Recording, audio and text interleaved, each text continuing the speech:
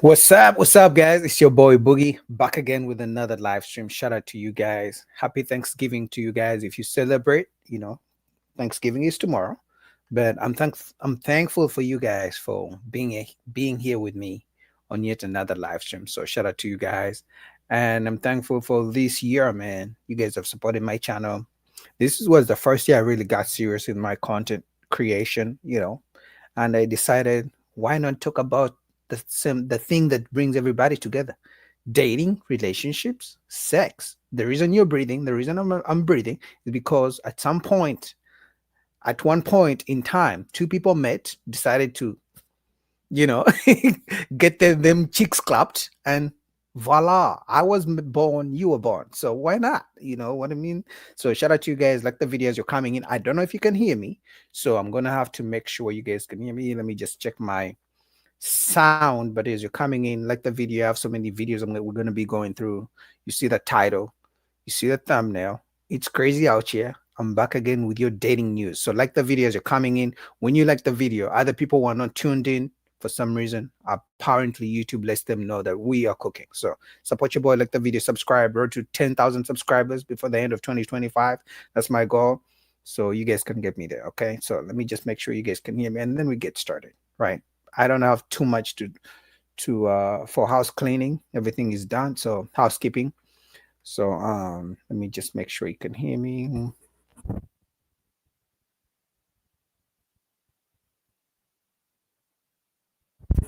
All right, you can hear me. So like the video and let's get started, man. I like the first video that we're going to be going through because I like it when a woman tries to talk sense to other women. Because when a man does it, they call the man sexist, they call the man misogynistic, they say the man hates women. Or when it's a woman doing it, I love to see that. You can see in real time that women don't like to even be held accountable by other women. So let's get into it. Chair 8 is awesome. Chair 1 is absolutely stupid. Chair 4 is also ridiculously dumb. Chair 4 needs to read the book Empire of the Summer Moon. Oh. You wish you were as smart as me, Jock. No, he doesn't. Yeah, he does. I can confidently say that because I know who that is. So Georgetown educated, about to get my degree in foreign policy. So I'm pretty sure he does wish he was as educated. Obviously, your education hasn't gotten you very far because you got your ass handed to you in the first hour. Girl, no, my ass was not handed. My education has gotten me quite far. Being arrogant doesn't make you smart. I'm being not loud arrogant. Doesn't make you right. I'm not arrogant. I'm just stating facts. Okay. So now stating facts is being arrogant. Cute. Sure. If you had facts, maybe you'd state them too. You just have opinions and you want to project them as facts. They are facts. They're Most not. of what I'm saying is factually correct, and I've learned it through reading books. Yeah, I don't know what kind of books you're reading, but I've read books and that's some bullshit. Why are you being so rude? I just don't understand.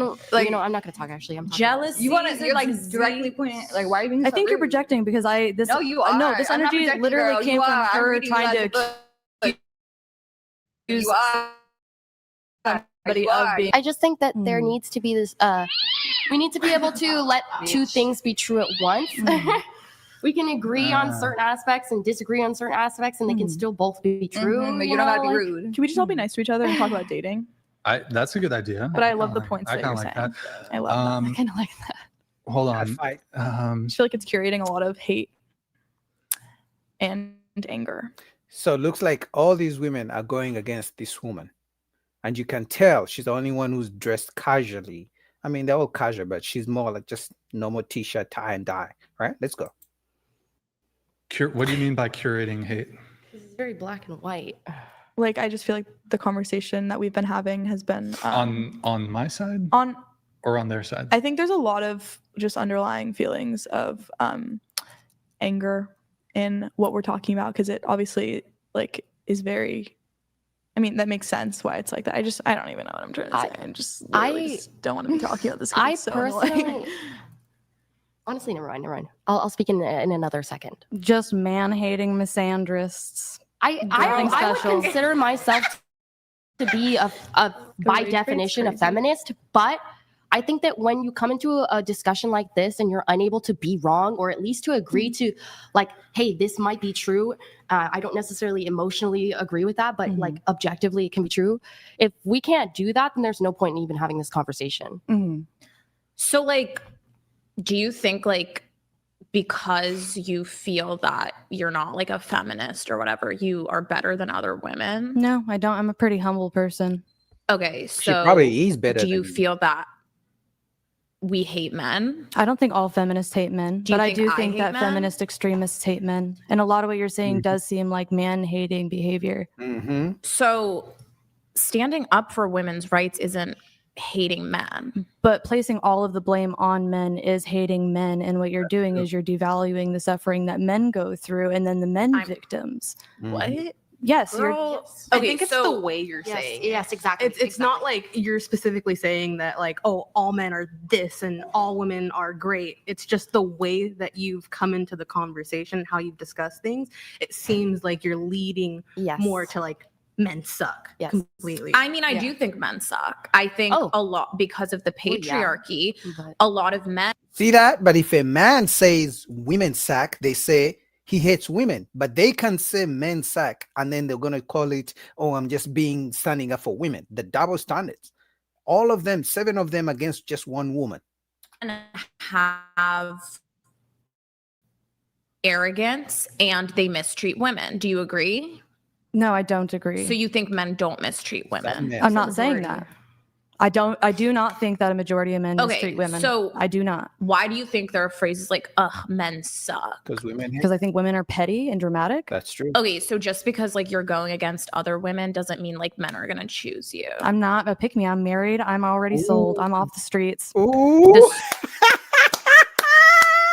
She was picked already. Ladies, you need to stop using, you know how women call men gay when a man has standards. Let's say a man doesn't want to date a single mom. Single moms will be like, you must be gay. You must like men. A man tries to hold women accountable. The women quickly run to, you must be gay. Why are you sassy? So when a woman tries to hold women accountable, they use the whole pick me. But guess what? She was picked. She's married, and you're gonna be single out here. Your chicks getting clapped every single year, but by different men. Street. Yeah, we're all you are. So you think because I'm not married, I'm on the streets and I like really need a You're husband? really bitterly and desperately single. Yes. You're obviously not happy. Your attitude does not scream, I'm happy and I love my life. I don't like- think this conversation is progressive at all. I mean, I think my attitude is critical. I'm critical of the world. I'm not here sitting like la la la la. Everything's all good. Well, your I'm attitude is a married, I'm reflection of happy. yourself. And if you don't respect the others around you, then I don't see why anybody should respect you. I'm not disrespecting. You I'm just are. stating You're saying facts. men suck. That's How is not that? disrespectful. It is. It really is. That's stating facts about the page. Like It's you're not a okay. Well, fact. I'm sorry. You're the one that literally just said it's a privilege to carry a man's child, and that You're abortion still shouldn't bringing be a this up thing. Like, 3 come on. hours I mean, later. it's a pretty big point. You're I've gonna never heard it. You're gonna I've- keep deflecting back to that That's not fucking deflecting. point. I'm saying I've literally never heard that. You're before. going way off fucking Girl, topic because that's you not even think going you off have topic. a You're point. Guys, You guys can go ahead, but just I like one at a time late to the finish. I like her. Can we please change? She's going against one. This is the only one who's not really contributing, but 1, 2, 3, 4, 5, 6, 7, and she's winning. Women hate when a woman stands up for men. They hate it. Women hate when a man tries to hold them accountable. But if there's one thing feminists hate, when another woman tries to hold them accountable. Oh my God, look at all of them. They just look disgusted. They would want her to join their group, the sisterhood, the fake feminist sisterhood. A conversation.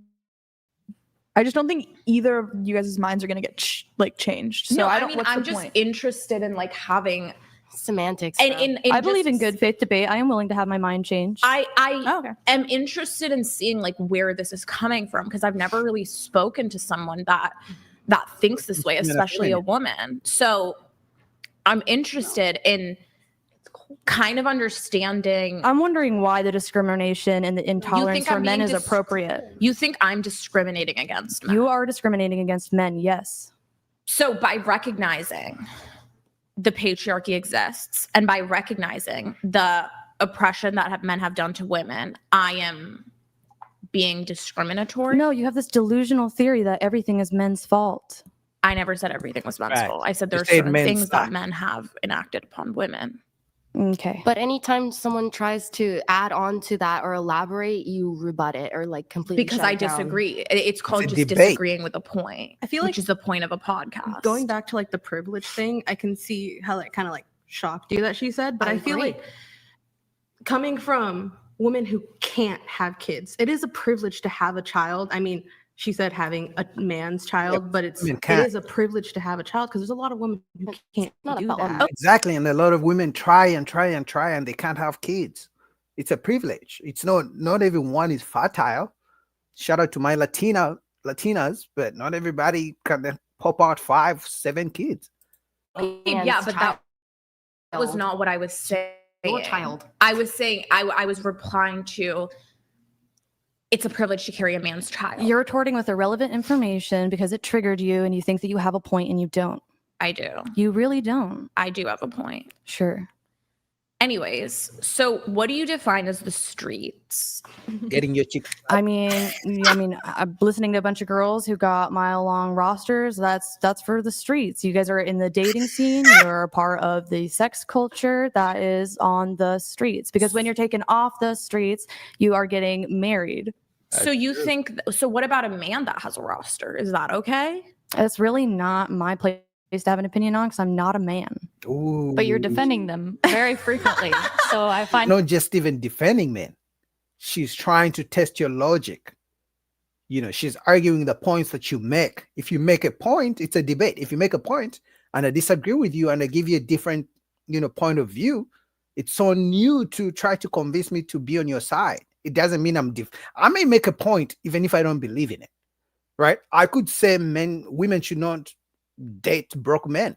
It doesn't mean I agree with it. I could just have that point of view and I may have reasons for it. It's on you to convince me otherwise using logical points as well. it's hard to believe that you don't have an opinion on that or an answer for that. I'm trying to figure out why women think that we have the right to tell men what to do and what our expectations are of them when we rarely have any expectations of ourselves. But you also think that abortion should be illegal. So you're saying you find it hard for men or for us to have expectations for men and what they can and can't do, but it's the opposite. You have the opposite belief about I'm abortion. allowed to have beliefs. I do not have the power to go up to somebody and say that you cannot have an abortion and force them to not have an abortion. I do not have that power, so I can't physically do that. Okay, I like that wasn't my point, but I'm allowed to have an opinion, and I'm allowed to have a political one. I'm allowed to have opinions on sexual reproduction because I am a woman. So do you judge women that sleep with multiple men? Yes. Yeah, why not? Because I think that you are disrespecting yourself and the people that you're pretending to try and have a relationship with. What if you're just sleeping with them and not having a relationship with them? Well, I don't feel that there is the game. That's even worse. What? Oh my God. Did she just say, what if you're just sleeping with them and not in a relationship with them? That's worse. That wouldn't make it any better. Oh my God. I don't know where Brian got this lady from, but he needs to bring her back. I like when a woman cooks other women. Because when it's a man doing it, they claim the man hates women. Oh my God, the patriarchy, blase. They say so many things. But when it's a woman, look at their faces. They hate the fact that it's a woman speaking up for men. They hate it. They even call her pick me, but she's married. She was picked. So that means if you're single, you haven't been picked, because every human being, man or woman, we all want to be picked by somebody. Right? It's just evolution. It's just nature. We want to get validation from the opposite sex or from the same sex, if you go that side, right? But it's just human nature. From not having genuine, authentic connections. So pleasure. You can get that from a vibrator. I don't know why you need to go get STDs from a bunch of dudes. Ooh, You don't need to get STDs I to have like sex that. with people. Yeah, but there's also a greater chance if you are actively having sex with a great number of people. That's logic. I mean, yeah, if you use protection, it's like you don't. So what if a man had a roster of like 7 girls? Would you still date him? Probably not. No, probably not. No. But that's the thing, is that we should be holding people to the equal standards that we hold ourselves to and not more. So if a guy had a higher body count than you wouldn't date him or be with him? Honestly, that's not possible in my case because my husband's a little bit older than me. So I think it's natural that he has a little bit higher of a body count. So yeah, no, I'm not going to judge men for having a higher body count than me. Also, I But you'll personally judge enjoy women the for experience. having a higher body count than you. Yeah, I'm Did going to do your- that So why are you Why? judging women for having a higher body count than you and not men? because it does Because it's only a woman who can hold other women accountable, apparently, clearly. Shout out to you, Loaded Locks. reflect on you at the end of the day, and it reflects in your attitude, your personality. I mean, how you're presenting yourself. It really does. Do you have a lot of friends that are women? I do. You do? I do. Probably your husband not. Maybe she does, and good for her, but I doubt women who speak like her usually don't have other female friends, so many, because women don't like to be held accountable. The reason women can mean a group of friends because they all don't hold each other accountable. You know, they just talk behind each other's backs, right? If women used to hold each other accountable, they wouldn't be in those big groups of friendships. They wouldn't have such big groups, but they get along because they feed their delusion. I don't know, man. Brian needs to bring this lady back.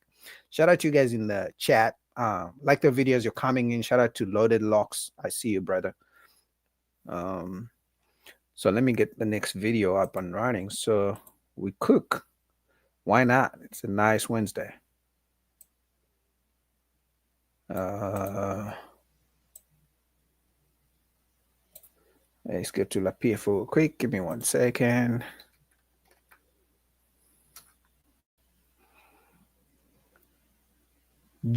Jumbi. Is that your name? Jumbi? I see you in the chat. He says we up. Jumbi Moko. Jumbi Moko? That's your name? Jumbi Moko. Or Jambi Moko. Hey, listen. I'm up. So my pronunciations are gonna be a little bit off. All right. So I apologize. All right, let's go, man. Just like the video. Like the videos are coming in. I really appreciate you guys. Let's cook. Let's cook. Let's cook. Oh, Miss Mariam is in the chat. She's always going off. She says 3 or 4 get mad. They're called 3. Oh my God. I wouldn't be surprised Miss Mariam does have many female friends as well. Because they would be saying she's a pick-me too. Oh, Miss Mariam. Oh my goodness. Oh my God. Oh my God.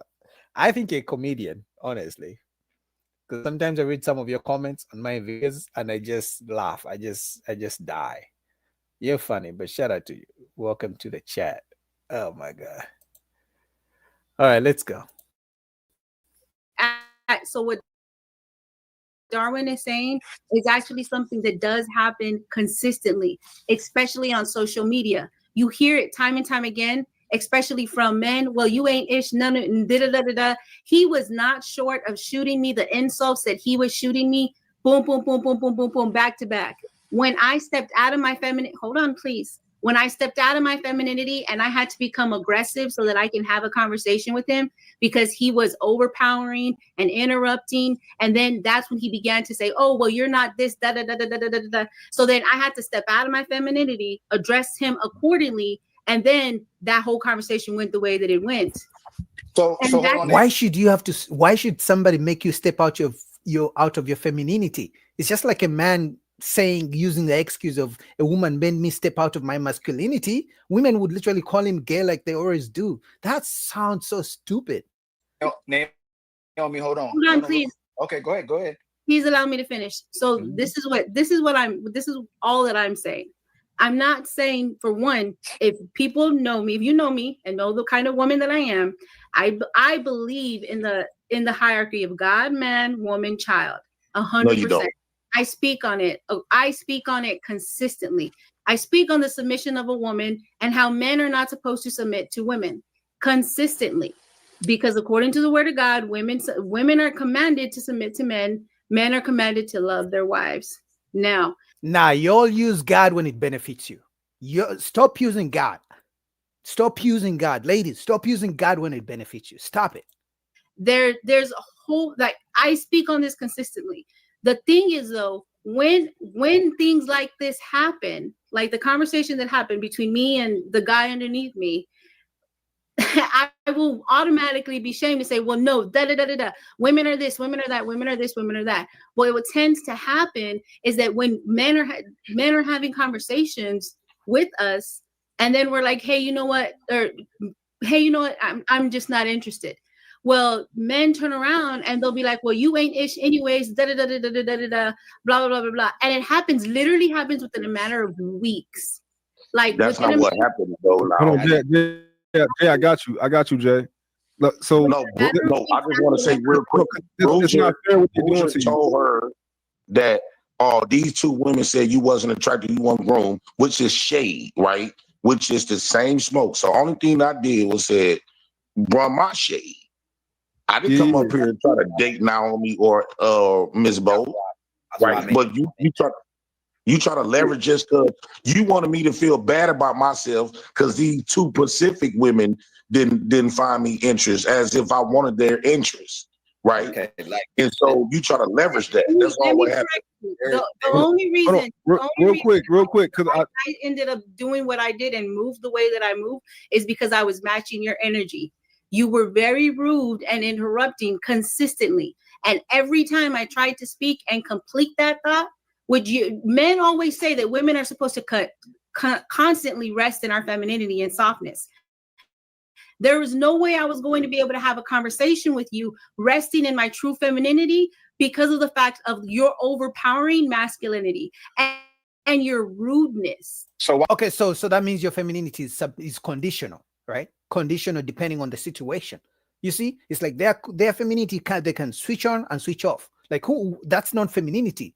That means you're faking it. It's just like a man saying, you know what, baby, I'm going to protect you and provide on Monday, Tuesday, and Wednesday. But on Thursday, Friday, and Saturday, I'm going to put on my dress. I'm going to rest in my femininity. Then on Saturday and Sunday, I'll go back to my masculinity because of the situation. They wouldn't like that. That doesn't make any sense.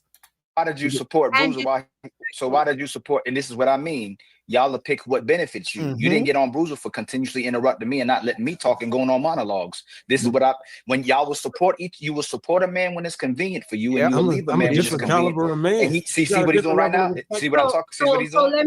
Allow me to elaborate. Bruiser literally will not let me talk right now. So allow me to elaborate why. The reason why I didn't address there's things that I don't agree with on Bruiser. 100%. No. I didn't ask you. I didn't ask you that. Right now, so give me. Where'd he go? He'll be back. So the reason why I didn't interrupt, the reason why I didn't tell Bruiser stop interrupting him, according to the conversation he has with you, is because I've seen you on the panel go back and forth with him. You have no issue checking Bruiser.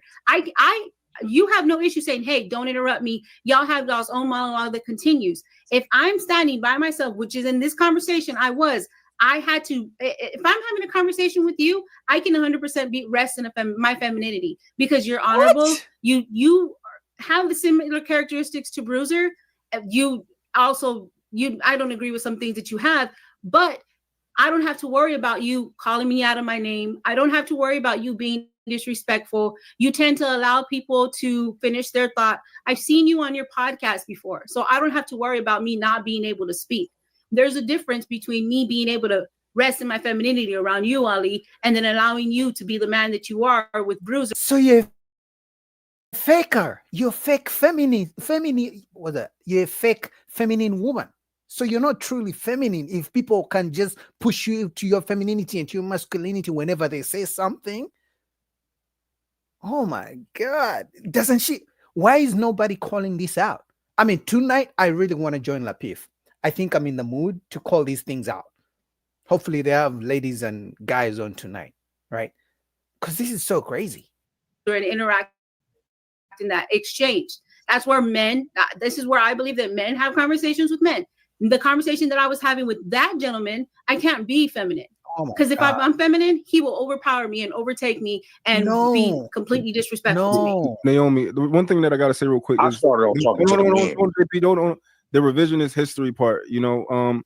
JP's energy was that way towards you because you did inexplicably, unprovoked, you did mention that you wouldn't date him. And I think that's a shot, and anybody would have the right to and would feel like, yo, you wouldn't date me. Like, shorty, I didn't ask you. I didn't even ask you that. Like, type of anybody would feel a certain type of way if somebody said that to them. So that maybe, and that's what I believe is why you got that energy from him. So I came in talking to the men now.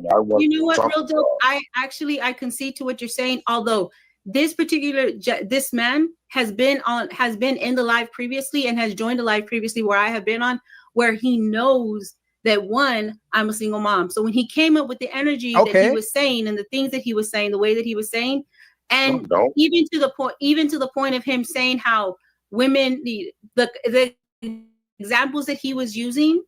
The examples that he was using about women making so much more money and this, that, whatever, that's what I addressed initially first. And then that's when all of that started. But you're not the only single mom in the world. I've met some really nice single moms. I'm going to be honest. And obviously I wouldn't tell a guy to get married to a single mom, but I've met some really good single moms, like nice, feminine, gentle, whatever happened between their baby daddy. I don't know. I don't care, but I'm just saying.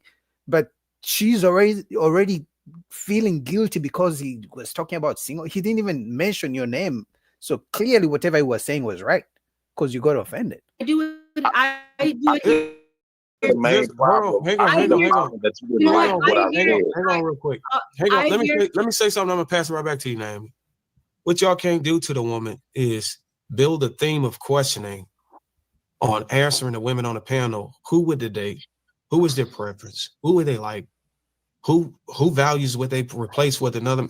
And then whenever she start looking around on the panel, she can't tell you who she wouldn't date on the panel. You can't have it both ways. You can't build a theme on nitpicking and trying to figure out what their preference is based on a man. And then when she having a communication experience with a man on the panel, she don't get to say that whether or not she would date him or not. You can't have it. That's cool. Hold on. Hey, wait. Let me land. How long you think you land?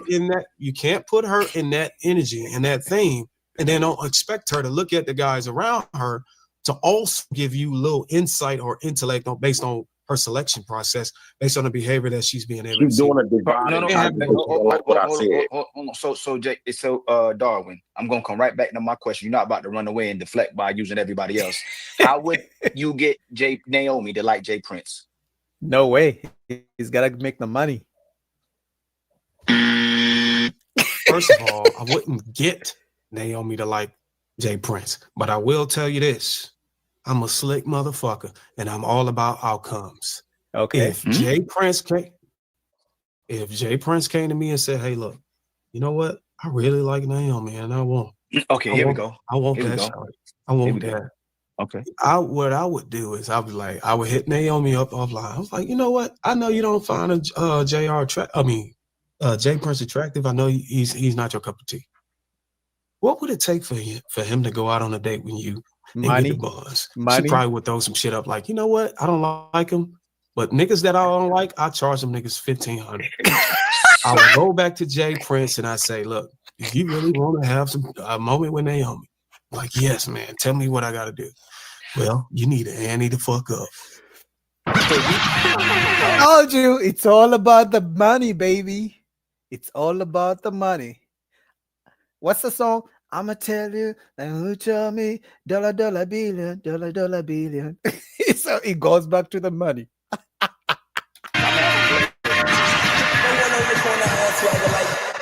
Here you go with this money pill bullshit. So you a coach that don't change the man to get different outcomes.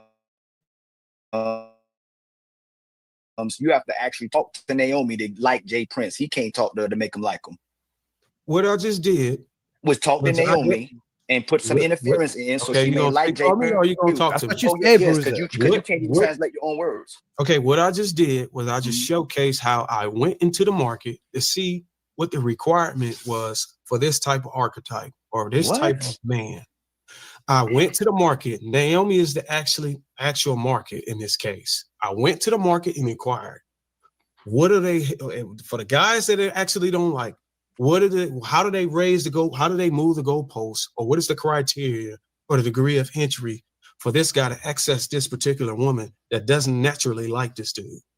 And what I did was I showcased a way where I would go into the market. It doesn't mean I got to go talk to Naomi. I could just go study the numbers. And I can tell you. You just said you'd have to go talk to her. Stop changing it. You keep I'm using it. I mean, I've always liked Darwin Bruiser, this guy right here, but Ilkan Ali on this panel, he had him like scraping for shit. Like he killed it. He lost this debate by, I don't know what happened, Bruiser. He's good at debates, but this time around, I can't believe it. Maybe because, well, he's a married man, so I'm not gonna say he's attracted to Naomi, but I think we can all say she's good-looking lady. I like the black hair, the long hair, so I'm sure I'm not the only one who sees it. Because every time I say a woman looks good, y'all call me a simp for some reason. Miss Mariam told me I'm such a nice guy, so I guess I'm guilty. Listen, I used the case with Naomi, me going to inquire directly with Naomi as a metaphor, a comparison to me going to the market using numbers, using math to say, okay, look, based on the numbers, based on the probability, based on what's actually going on in the market, guys like Jay Prince have to pay for women like Naomi. Every man pays. And I will report back and be like, hey, look, you know what? For these type of women that you want, you got to pay, or you got to wear designer, you got to wear jewelry or some shit, so you can be more marketable. So you want me to tell you? I don't make the rules. I go in the market and I figure out what's working and what's not working, and I will go back to Jay Prince and say, well, look, the shit you doing ain't working. You don't have the charm. You don't have the jawline. You don't have the fitness. You're gonna have to ante the fuck up. He's wrong. Every man pays. Shout out to CGA. Every man pays. Whether you're paying through debts, whether you're paying directly, whether you're paying through gifts, you're paying through time. That's a form of payment. You may not pay on debts and buying gifts, but if you're spending time with a woman, that's payment because you could be spending that time making money. So that's a form of payment. And then energy, right? Have mood swings, emotions, arguing, happy, this up and down. You're paying. That's a form of payment, right? So money, energy, and attention. They need attention. Call me in the morning, text me, check on me, right? So money, energy, attention, and time. That's a form of payment. Every man pays. Shout out to CGA. So I don't know what he's talking about, that men like Jay Prince have to pay. Every man pays. Right. Hey, Ali, let me say this right quick, Ali. May I say this? I think the reason, what really transpired in this conversation when I first came up, I literally came up talking to the men in general. The women had an issue because I said I gave up disqualifiers that they are foreign to listening to, right? When I brought up that women that cannot reproduce don't qualify. Yeah. And I see the offensiveness went through that. So matter of fact, Ms. Bowles spoke up. Yeah. And I started noticing the energy change because now us men can leverage their qualities, right? So if women cannot reproduce, if women not beautiful, and women don't have energies what men seek at the women, they don't qualify. But these women feel entitled because us men, like what Bruce is doing, never put them to task where they have to earn our wants. This is why I'm starting to believe that we've been misled to believe that we had to chase women. Why? I have never seen an employer go out and chase employees. I consider women to be the employees and we are the employers. If they send, I agree. If you find a company that is damn near chasing after people to work for the company, there is an issue. That means they have a high turnover rate. That means they don't have a good working environment. That means maybe they don't pay well. There is something wrong. If you find a company, you apply and they tell you start today, and then you look in the lunchroom and you look around and there's nobody, they have a high turnover rate, that's a company you don't want to work for. If a company is chasing after you, there's an issue. Either you're very, very high value or the company ain't shit. So he's right. And honestly, guys, if you're chasing after a woman, that's probably because she doesn't want you. If you're chasing after something, it's running away from you. That we got to provide, protect, and produce. We doing everything that an employer do, not an employee.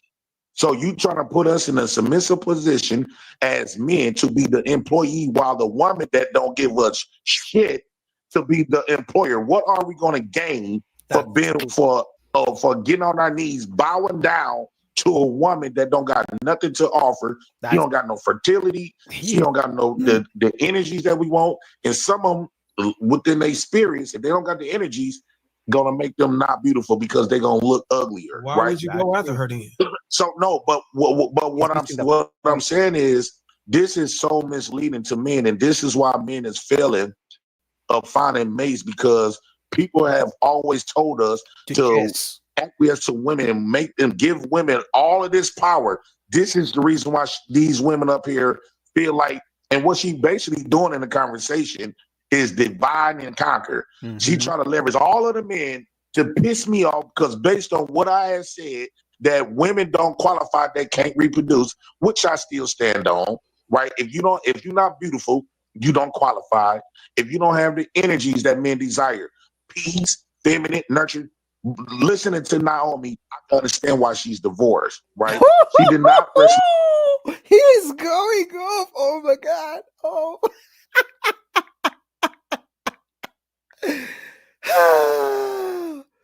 I mean, I have to agree with him. I mean, Naomi looks good, but you guys, sometimes you have to wonder if a woman really looks that good, and every man can see that she looks good, why is she single? And I've said it time and time again. If you meet a woman 30 years and over and above, 30, 31 and more, beautiful, and you can tell she's beautiful, the next man can tell she's beautiful, but she's single, I can guarantee you she has met so many good men. Why? Because she's good looking. So I can tell you men have approached her, but she's still single.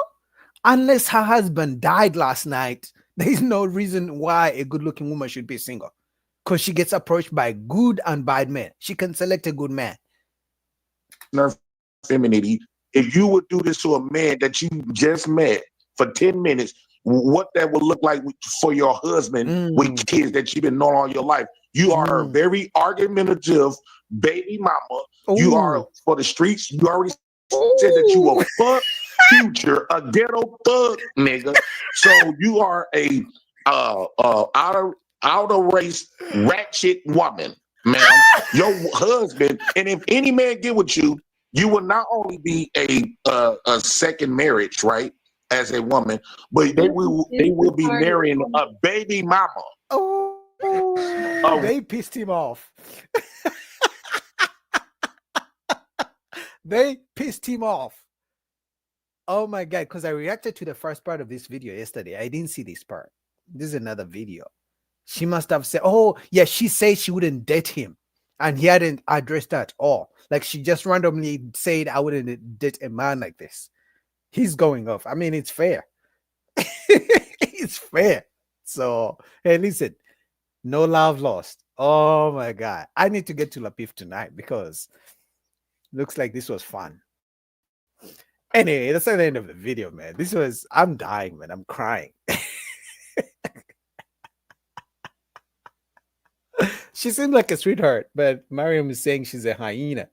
Mariam, if you're calling Naomi a hyena, then I don't know what you're going to call Bo right here. Because Bo is like the feminist. Bo is like the leader of all feminists. Just saying, my opinion. Anyway, that was crazy. That was fun, though. Let me get the next video. Oh, he cooked. He went off. He was pissed. He was like, enough of this shit. I'm going in. Like, enough is enough.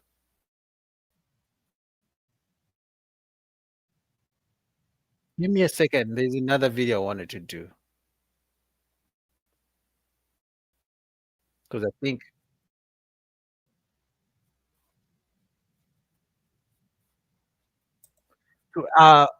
yeah, because it was part of it's also part of the Lapif, so I'm just gonna play it then, because I was gonna do a different video, but I'm just gonna do that one. I'm just gonna do that one. Then hold on, actually. Hold on. Give me 1 second.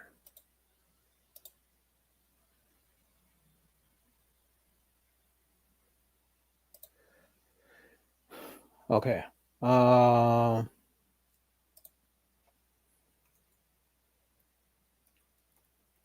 Guys, like the video. I have so many videos to do for you guys today. So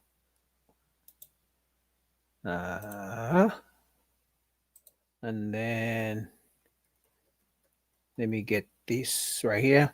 All right, let's start with this one. This is another Lapif. I think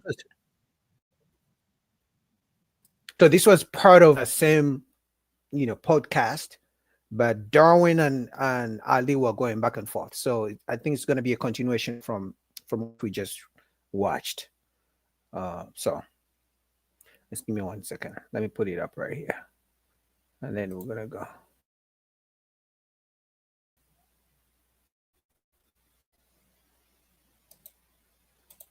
All right, here we go. Guys, like the video. Please like the video so that Miss Mariam says Bo is the same, but she normally doesn't insult people like Naomi. Are you sure? Bo goes off on men. To be honest, to be fair though, I've reacted to panels more with Bo than Naomi. I've seen Naomi here and there. All I know is she divorced. She's a divorced woman, and she's now like a half feminist. Like she said, she's feminine on Monday and Tuesday, and then on Wednesday and Thursday she's not masculine. So she's like half and half. She's not sure where she falls. But yeah, all right, let's go. An employee. This is why I tell women, we choose whom we align to. That also includes who gets our submission. Submission is a gift from a woman to a man. Women choose whom we align to. I tell women consistently, why would say you align what? Submission is a gift to a man? So if I pay your bills and protect you, submission is what I get in return as a thank you? What? To a man who is disrespectful, does not value you, and whom does not find any value in you. Do not do that. But what I see majority of the time is that women tend to try to align to a man so that he can align to them. I don't believe in that in any way, shape, or form. There are other women that believe other things, but it just is what it is. The fact of the matter is, though, in that same business type of mindset, a woman has to apply for a position. And if she doesn't apply, then he's not going to have access to her. That's all I'm going to say. Also, that's exactly why. So everything that he said just now about me and my character consistently, this is why he got my masculine energy. This is why I think that you're not used to men standing on this is why my femininity, this is why I tell women your femininity is not safe with anybody, just anyone. Do not gift your submission to just anyone. Do not gift your softness to just anyone. Do not gift your femininity to just anyone, because not everyone is worthy of that experience. So conditional femininity, conditional submissiveness. You guys see that? The man should provide and protect 7 days a week, 24 hours a day. But for the woman, she can pick and choose who she can submit to or when she can submit. Because just because she's going to give you submission on day 1 doesn't mean on day 500 she's going to submit to you. Like she said, when you do what she likes, then she will submit. When you do what she doesn't like, then she won't submit. So that means Jay was right, because Jay literally said if she can talk the way she's talking on a panel of strangers, what do you think she talks behind closed doors with a man? Because we're going to be honest. Whatever some of these people, men and women, show on camera, obviously sometimes for entertainment, but eventually some of what you see from me is who I am. A little bit of it. Not everything, a little bit. Sometimes I just like to have a good time, right? But the way I talk is the way I'm going to talk to everybody else. You know what I mean? So she's a fake feminine woman. Here's a sad thing about this. When a woman, go ahead. Not an example, in my opinion, of a balanced man who knows how to operate with opposition. That's no disrespect to him. So I'm gonna say that to you since you're on here. He's speaking his truth, which I respect. But there is a difference between a man and someone who's developing into manhood. And I think that a lot of women do not actually interact with men. I can tell because they assume that we respond like that. Men don't typically respond like that. They typically know how to dismantle or have a conversation. We're not going to sit here and demean you. We're not going to poke at you. It's not necessary. But what unfortunately happens is that myself, I consider myself a man, I consider a man and a few others, we get lumped in to males that don't have nowhere near the mental fiber to even have conversations with women, even through discourse. And that's all I'll say. So that would be true. Real quick, Darren. True. You do realize all of this energy she's giving me, she might be getting turned on about me, to be honest. So stop it. It always start off like this. Okay, I can tell you right now, no. But you know what, True? I will 100% agree with you. Majority of men of your caliber are not common in society in 2025. I will give you that. I will give you that. You are 100% correct. She just contradicted what you just said. You didn't say that. You said most men aren't going to come like Jay Prince. She just said most men are like Jay Prince, and you agreed with her. You realize you didn't say that, what she just said. This is what I mean. She just said. I literally just said. He said most men. He just now said most men will be able to have that conversation. And you said they wouldn't. So I said they wouldn't interact. No, you do. Now you're doing the same thing Bruiser was doing. You said most men will like Jay Prince. They don't know how to talk to women. That's what you just said. Yeah. And true. Let me clarify that. Let me talk to him real quick. Let me talk to him real quick. Let me let Bruiser get away. So now I gotta go at True. Now let me have this conversation. Let me clarify. I'm right here. Naomi, you want to say Naomi? I'm not gonna. You said you're submissive. Right? True. I'm right here. She's submissive on Sunday and Saturday, and then on Monday she's back in her masculine energy. That's what she said. Not my words, her words. That's what she said. No way. You are correct. Most men will be able to have that conversation. Although currently, majority of society are males. You see how women can easily describe what men are? But if a man does the same thing, that's why the only thing you ever hear is what a real man is. Women can tell you all things every day, what a real man will do, what a real man looks like. They have degrees and masters and doctorates in what a real man does. But for some reason, the classes where they teach what a real woman does, a real woman looks like, they skip those classes. Isn't that funny? I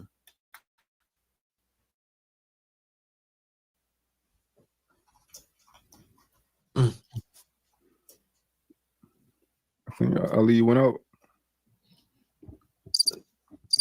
He'll be right back. I don't know how we got here. But, True. I think that I understand what you was trying to say. I think that it's different types of men. Yeah. I don't think there's a standard of guidelines of what's man. We are different. We all have our own beliefs that neither one of us share the same like characteristics.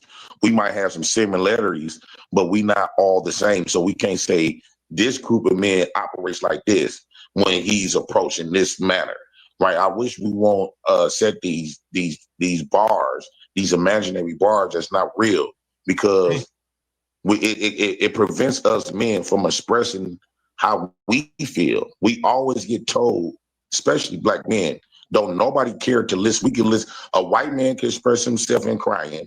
A white woman can express herself without the bam. A black woman can express herself being loud and aggressive, and everybody get to accept it. No matter we talking professionally, angrily, or whatever the case, if we expressing something that goes against the women, black women, the white woman, the white man, we always consider to be problematic. We always consider to be angry black men. We always consider to be sassy. So there's no other option for us to express ourselves. Me personally, I'm trying to dismantle that and just gonna say, I don't care how they view me. If I get slighted, I'm going to express myself based on the energy that was given to me. No, and I respect that, Jay Prince. Again, that's what I'm saying. With respect, you're absolutely right. You should be able to express yourself how you deem worthy. But I'm using a qualifier because unfortunately, I do not like to be lumped in to men who do not know how to express themselves through discourse with women. And typically what you see is when men are aggravated, unfortunately, and they look like us, they act like you. I personally don't like that. I think we can do better. I think that we should be able to do better. Yeah, but you have to hold the woman accountable as well, right? Before you hold this guy accountable, you got to hold the woman accountable. Because before he said anything to her, and to be fair, I didn't watch the full podcast, but from the last video I watched, she said she wouldn't date a man like him, and he hadn't even called her out. He was just expressing his point of view. So it went from we're talking about dating to her saying, I would never date a man like Jay Prince. Of course, he's going to go off. Because, like, I didn't talk about you. I didn't mention your name. Why are you saying you wouldn't date a man like me? I didn't come to the panel to date you. Right? So that's where you went off. So for this man, trying to hold this man accountable, or men who speak like you, how about her? You said nothing about the way she came after him. He responded. He gave her the same energy. She's talking about, oh, he wasn't letting her be in her feminine energy, like as if she's not an adult to stay feminine or not. And so in my opinion, there should be an elevation. Like, say what you say, but it's like, why does it always have to be limited to just the trading of shots and pot shots and, oh, well, you this and you that? It's elementary to me. And again, this is what I be talking about a lot of times. Our community it feels better. Thank you. Okay, so thank you for admitting that. Our community. No, but you changed what you said again. What? You changed what you said again. You should have You changed what you said again. Who changed? You did. You just said now men when they get in emotions, they respond aggressively. So do most men respond aggressively when they get emotional, or do most men not respond like Jay Pre? Now you just changed your answer too. I don't believe I said that at all. Earlier you said most men don't respond to women and communicate like Jay Prince does. Now you said that most men will respond aggressively if they feel when they get emotional. You just said that. I'm okay. So thank you for correcting me, because I'm using the wrong verbiage. Typically the way Jay Prince is expressing himself, that's what I've seen to be depicted as men. And so now so true. So you're saying now most men communicate like Jay Prince does to women. That's what you're saying. Most men don't. Most males do. That's I'm correcting because you see. Come on, true. That's semantics, right? If someone heard this and you said males, wouldn't they think you're talking about men in general? Well, that's why I'm trying to go ahead and clarify, because I do believe there's a depiction. I know what you mean, True. You might be right, because the way Naomi looks, I could understand why Mr. True is not holding her accountable. That could be one of the reasons. She looks good, so maybe he may be simping a little bit. I know you do, Darwin. What he's saying is he don't need you to speak for yourself. He a grown man. He was I'm speaking to him. You can't interrupt me and the person I'm talking to. Well, correct me if I'm wrong, True. Correct me if I'm wrong. What you're trying to say is that most men do not lash out or behave whenever they communicate with women the way Jay Prince do. But the narrative that's running across social media and being communicated is that we actually do, when that's actually false.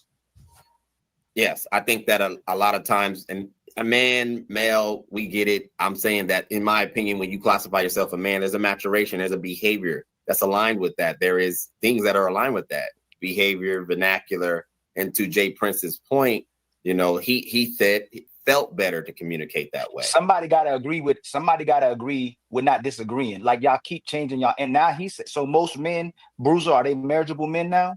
They can communicate with women? No, I think what True originally said, he was understood, but you made it like to where he had to clear. He said, he admitted, he said male. I think even Naomi understood it. That's why she kind of spoke on it. And I came in and I heard him say it again, and I understood it for the third time. It's like you are trying to pick an argument. You're trying to unpick. You're trying to twist. It's a debate. It's a part of debating, right? So he's not just going to agree with you. You're going to have to give him some good points or make him come to your team with good points. His words. He really. You mean I'm being you on One shows? thing about Is that okay, what you're saying? let me get Ali this don't do dude that on flowers. shows. Bruiser One does thing that on about shows. one thing about True Table You're not gonna is say that's that probably and one then of not. the, I You're never gonna have to really give the land. dude his flowers, but True You're gonna have Table, to land. you You're gonna have to really land now. You're gonna have to land now. let me just You land. gonna, no. You're not You about to don't have an monologue now. issue. You You're not don't have an monologue issue every time you talk. communicating You're and not gonna articulating your monologue. You're point. not I gonna ain't never monologue. heard. I ain't never You're heard not True. gonna monologue. You're not gonna I'm monologue not every single time you monologuing. make I'm a just statement. saying. So True. okay. So stop real quick. I'm Since giving you you your said that flowers fair. now. So everybody that's You on probably every betting 1,000 whenever you pick your time to say something.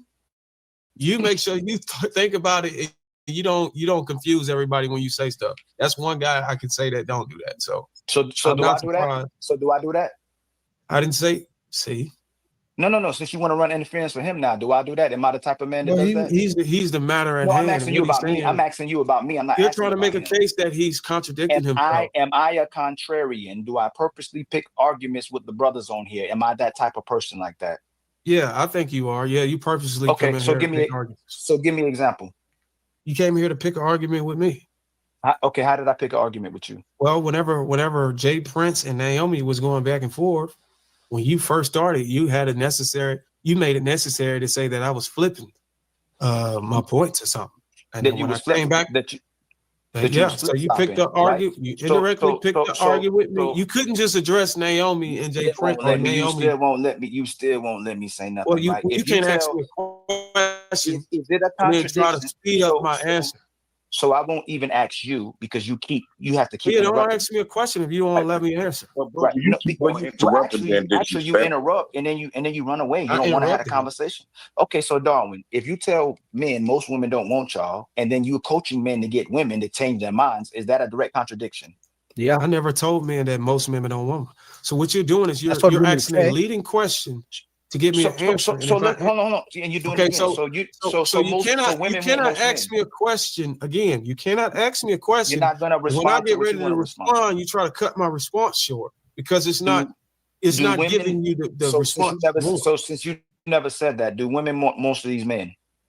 No. Do women want most of the men? No. Yeah. Do they want most men? No. Do they want most men? No. Most women want most men. You ain't got to say it three. Yes.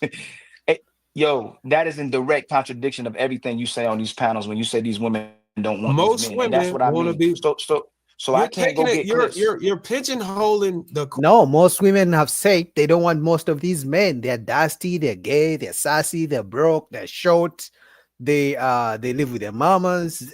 They use a lot of things, right? That's why most women reject most men. Find a woman. She has been up. I'm not saying she should say yes to every man. But if she's single, she has probably rejected all the good men that she could have taken. But she rejects them because she's hoping there's a better man. Question in the context of the question down to a point. How am I pigeonholing it? So I can't go get clips of you telling men that most of these women don't want you. They want the top % of men. They don't want majorities of men. That's what you're telling me? Well, I will say this. If you're asking me, do most women in the market cleave to the top percentile? I didn't say cleave. Or do they go after? Or they desire? Do they want? Yes, I can agree that most women in the market are going to try to go for the best option. I can agree that. I've said that on the record, and I'll say it on today. Are you happy? So you change your answer literally in the same sentence that you're talking about. I'm saying it on the record. Most women do go for the top guys. Hey, on the record, did he just change his answer while he's talking? Did. Why he said he didn't say that? Can anybody else witness? Here's the context you don't understand. So, even though most women go for the top guys, whenever they fail or don't succeed to get the top pick, they still will go and date around the rest of the climate. Do they want to do that? So just because they date them and they get them chicks club doesn't mean they actually want to settle down with those guys. I've already said that if most women really wanted most men, because most men are average men, like most human beings are average people. The top percentile, that's a very small number of people, right? So if most women really wanted the average man, I'm not talking about broke, I'm not talking about homeless, average man, 40,000, 50,000. If most women wanted the average man, almost all average men in America would be married. And almost all women in America would be married as well. You know what I mean? So that's not true. What do you still do that? If you look at the numbers, hey, dope daddy, Do they You don't want have to take my word for it. If you look at the rate of You see what he's doing, right? He's married, repackaging. if you look at the average person who married the average woman and the average man actually get married. The average woman When don't the like women- the man that she's with. The So average listen, woman doesn't like the man. This ain't my opinion. This is based on facts. When the women don't actually get the top percentile of men, she typically goes and date parallel. She dates across when she don't. But it What's that happens at a time. It often happens at a time. What's that mean? Does she like him? No, she doesn't. Yeah, I mean, yeah, she likes him. Just But So she- when a woman has to date outside her type, she likes that guy? No. See, you're loading. You're leading the question. He's not. It's a simple question, Boogie. Now, obviously, I don't know what Miss Mariam really looks like, but let's say Miss Mariam is a 10. Okay, I would love to get a woman who's a 10. But if I can't get her and I get a woman who's a 5, guess what? I'm going to be thinking about the 10 that I wanted, even if I couldn't get her, right? That's why some guys still get married to women and they still have OnlyFans and they still, go pay hookers and shit like that. I can agree to that. And I'm a man and I'm talking about men. So, of course, if a woman wants a man who's 6 feet tall, she has been chasing down a man who's 6 feet tall, a man who's rich, but she couldn't get him. Now she's 45 and she settles with Boogie. You think she's gonna like me the same way she would have liked me if I was tall and rich? Hell no. She's just here because, Boogie's here. He's a nice guy. I might as well. So I don't stay single. He's gonna help me pay 60% of the bills. I wish he could pay 100% of the bills, but he can only do 60. So let me just do it. You're that a leading question? How's that a leading question? If she, I'm saying she preferred the top. Does she? The average guy. The average, just because she preferred the top 10% doesn't mean that the 80 percentile isn't her type. Not her type. I'm willing to argue. Hold on. I'm willing to make the claim Let's that. not speak for. Hold on, let me finish. Because you keep asking me question after question and you're not letting me articulate context. Because context is important, because what you can do is you can twist my words when they're oversimplified. You twisting your own words. So I here's ain't the gotta thing. twist your words. Well, let me finish then. I will, but you so gonna here's twist the your thing. words. I will make the argument that the woman's type can be within the 80 to 70 percentile. Yeah, but she may not will know go that. after a guy that's not necessarily her type. It's in the top 10 percentile of earning potential. What? That's a fact. What is that? What did you just say? Yo, y'all know what he just said. Is anybody on the panel listening? If nobody else was listening to me, it doesn't make any sense. Because if you're not listening to me and nobody else is listening to me, you just get flip flopping all over. Because I'm speaking at a level of intellect that where you have to actually take your time to listen. But what y'all are doing is y'all are mentally loading up questions. Does it change? Now, Bruce is doing the same stuff You're that not I'm understanding doing. what I'm saying. What's that? I'm asking you loaded questions. Is that what I'm doing? Yes. By asking you to be consistent without you twisting up Accident when you frame. Anytime you say, "Hey, okay," if she's not going after the guy that's not her type, when you frame it as not her type instead of just the average man, you're loading the question. No, he's not. Because now I gotta answer with the ingredients that she's going after a guy that's not her type. And I may not. Bruiser, I've never seen Bruiser lose a debate or argument so bad. I don't know, for this time around, he was off. I'm gonna be honest. And I like his argument sometimes, but this time around, whether he's calling men out, whether he's calling women out, I like his arguments. But this time around, he was flip-flopping, crazy. But anyway, guys, like the video. Let me put another video. Let's go back to some sanity. All right, let's take a break from Lapif. I think that's the one. Let's go back to, let's get some sanity in the room. Okay. We're going to let this man, Anton Daniels was interviewing Brian McKnight. He's going to be talking about his child custody.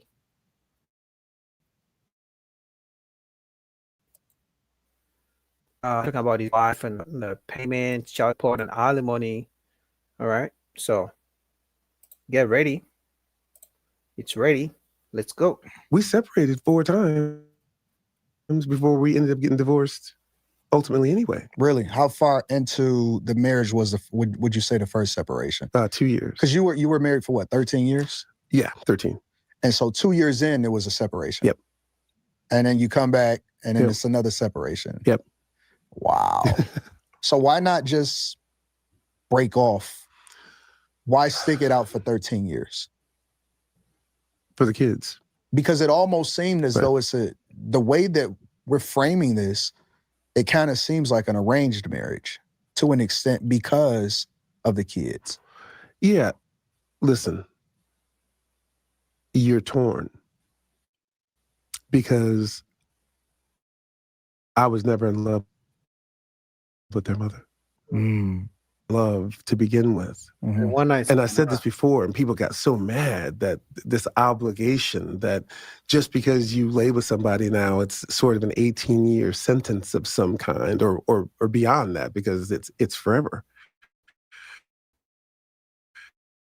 And there's resentment there. But at the same time, you do have these children, and you want to try to do your best to do right by them. And in a couple of those separations, especially with the younger child, he didn't know me. He'd come over, he'd be dropped off at my house, and, he'd cry for however long, and he wouldn't want to be there. And it's understandable why he wouldn't. If we were never supposed to be together like this in the first place, but we have these children, it's a two-parent situation. It's not one. Yeah. It's not, we both have to do what's right for them. And you're right. What we should have done was just separated for good then. Yeah. And we didn't. And the last separation that we had, and we came back, it was because of that. It was like now I was 98, so he's 6. And he's still feeling that way, even though he's been living in the house with me, and now he's back gone again. And I was just like, listen, I need some time so I can have a better relationship with him. Yeah.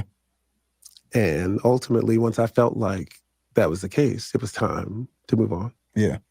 What about, I mean, if we're going to be honest, if some of our parents were to be honest with us, so many of us were not born out of love. It was just two horny people. They got together, and there you go. You were born. If we're going to be honest, two horny people, whether it was a one night stand, it was a fling for a couple of months, it was somebody was cheating with somebody, and then there you are, your mother got pregnant, they were toxic, whatever it is. Very few people get born out of love. Let's just be honest. If our parents were to be honest with so many of us, it would be the truth. Like, what was the nail in the coffin? What was because see, you had been through the separations multiple different times, right? But then eventually you guys come to the conclusion, all right, you know what, we just gonna go our separate ways. What's that nail in the coffin that then leads you to say, or leads both of you to come to the conclusion that you guys are no longer good together in any capacity, regardless of whether or not you have kids or not? I think we always knew we weren't that. Okay. I think she may have been lying to herself if she thought otherwise. For me, when I realized I could parent those boys without her, I could be a good parent. I could be there for them, and I could give them what they needed from me without being married to their mother. Yeah. Do you think that the kids were the thing that kept y'all together as long as you were? Absolutely. Wow. So many people stay together for the kids, especially men. Most men don't want to get divorced because of the kids. Well, for one, because as soon as you get divorced, the kids are usually given to the mom. Because remember, guys, when there's a divorce happens, the guy is usually kicked out of the house. Once the judge says, okay, you guys are going to separate, he or she will give custody mostly to the mom, like 90%. The mom needs a place to stay since she's going to have the kids most of the time. So the dad has to leave and go get rent. But now the dad is paying rent on his house or apartment, wherever he's staying. And then he still needs to pay rent or mortgage to the house where the mother and the kids are living. So guess what? He's not going to have enough time to see the kids. Because before, when he was working, he could at least see the kids when he comes home, right? Whether in the morning, on the weekends. But now, since he has to work so much to still pay rent for himself and to take care of the kids and the mom, guess what? He's not going to have enough time to see the kids because he's not even living in the same house, right? So most guys, when they look at that, once they do the math, most guys just decide to stay in the marriage for as long as they can. Because I see so many guys going through the same thing. Mm-hmm. So you guys wind up separating for good. Does the relationship, and when I say relationship, you know, the dynamic between you two, is it ever good afterwards? It's not bad. Do you know what I mean? We didn't talk unless it had something to do with the kids, which was great. Yeah. You know, so we separated in 2001. Okay. We'll get into the finances later. We divorced in 2003. Okay. So for those 3 years, they lived in LA and were back and forth between our two houses. When we got divorced and she got her final settlement, she wanted to go move to North Carolina, be closer to her parents. With the kids. And her money would go longer, obviously. Did you, and I'm okay if you don't answer this question, do you feel like you got taken to the cleaners financially? No. You don't? No. Why you say that? Because it could have been a lot worse. How did it, how were you able to get through it without it being as bad as it could have been? A Because I'm lawyer. a really, really, really smart guy. That means he had a good lawyer because they lived in California. For those of you who don't know, this is the legendary Brian McKnight. You probably heard some of his songs. I don't know. I would have to research them, but you guys probably have heard so many of his songs. So he's talking about divorcing his ex-wife and how much he had to pay child support, but he's saying it could have been worse. Clearly, he had a good lawyer, which he's rich, so most guys don't have good lawyers. Yeah. And I played the long game. Okay. I made sure to make it as attractive to her as I could. Okay. Without giving up anything that I didn't assume I was going to have to. So did you lose any, because a lot of times for us regular people, right? For us regular folks, you know, we have pensions and 401ks and all of these type of things. Right. For someone like you that has, you know, you're a writer and publishing and all of these different things, was that did you have to give up any of that? Yeah, so that's the only part that stung. I had to give up a percentage of the songs that I wrote during the marriage. Damn. Yeah. Really? Yeah. Yeah. Damn. That hurt. That hurt because I wrote those. Yeah. I wrote that. But at the same time, she could have taken the house. Mm-hmm. She could have taken the other property. So ultimately, I can write more songs. Right, right. But those ones, those big hits, now you say we should have separated earlier. We should have separated in 95 for good. Yeah. Because that's that anytime back at one superhero, that isn't a part of the deal. But, you know, what I thought at the time was, and of course, it's a double dip. You're getting spousal and child support and a piece of these. So, you know, the revenue that I would be using to pay those, now you're getting a piece of that too. So wait a minute. You had to pay spousal support. Mm-hmm. You had to pay child support. Mm-hmm. That's great. And you had to give up a percentage of your songs. Yeah. Damn. Oh yeah. My God. Damn. Yeah, and he's married again. So I don't know what he's gonna do this time around because he's remarried, right? So I don't know if he's gonna do it any different. Maybe he has a prenup. I don't know. You know, because some guys, especially celebrities, after the first divorce, the next time around, they usually get prenups. Those were smart. Those were not in love, like the Disney fantasy, right? But that's crazy. I don't know how you feel like you got ahead then. That's what part I'm trying to figure out. Is it just because she could have took more? Yep. In California, it starts at 50. 50%. It starts at 50. At least then it started at 50, and then they start seeing what else they can take. So that wasn't anywhere near 50% of what I was worth. Yeah. So I felt like, those are still your babies, though. They are my babies. They are, but I couldn't. Once I write them, they actually belong to the public. Yeah. From that perspective, from a sentimental standpoint, and because there was no emotional currency in those songs, it was really just how I funded my lifestyle necessarily. Yeah. And even when I say that, people get mad.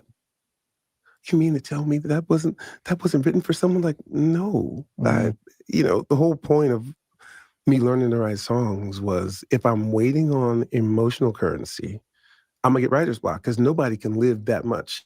I have 20 albums. Yeah. In the relatively short period of time. So I just write. I'm a product of every environment that I'm in. She had moved on with her life. Right. You had moved on with your life. Correct. And then now the oldest no longer wants to go to school. Doesn't want to go to school. Because remember, she took them from LA with all their friends, took them to North Carolina. Was that against your will or? No, I didn't want to cause any problems. I understood that, you're getting $18,000 a month. It's going to go away.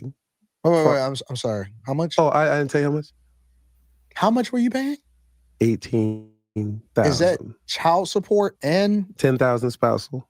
Wait, 8,000 spousal, and then 5 and 5 for the two kids. Okay, wait a minute. So how long were you supposed to be paying spousal support?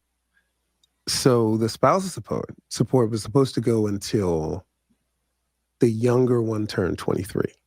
What? That's a long time, man.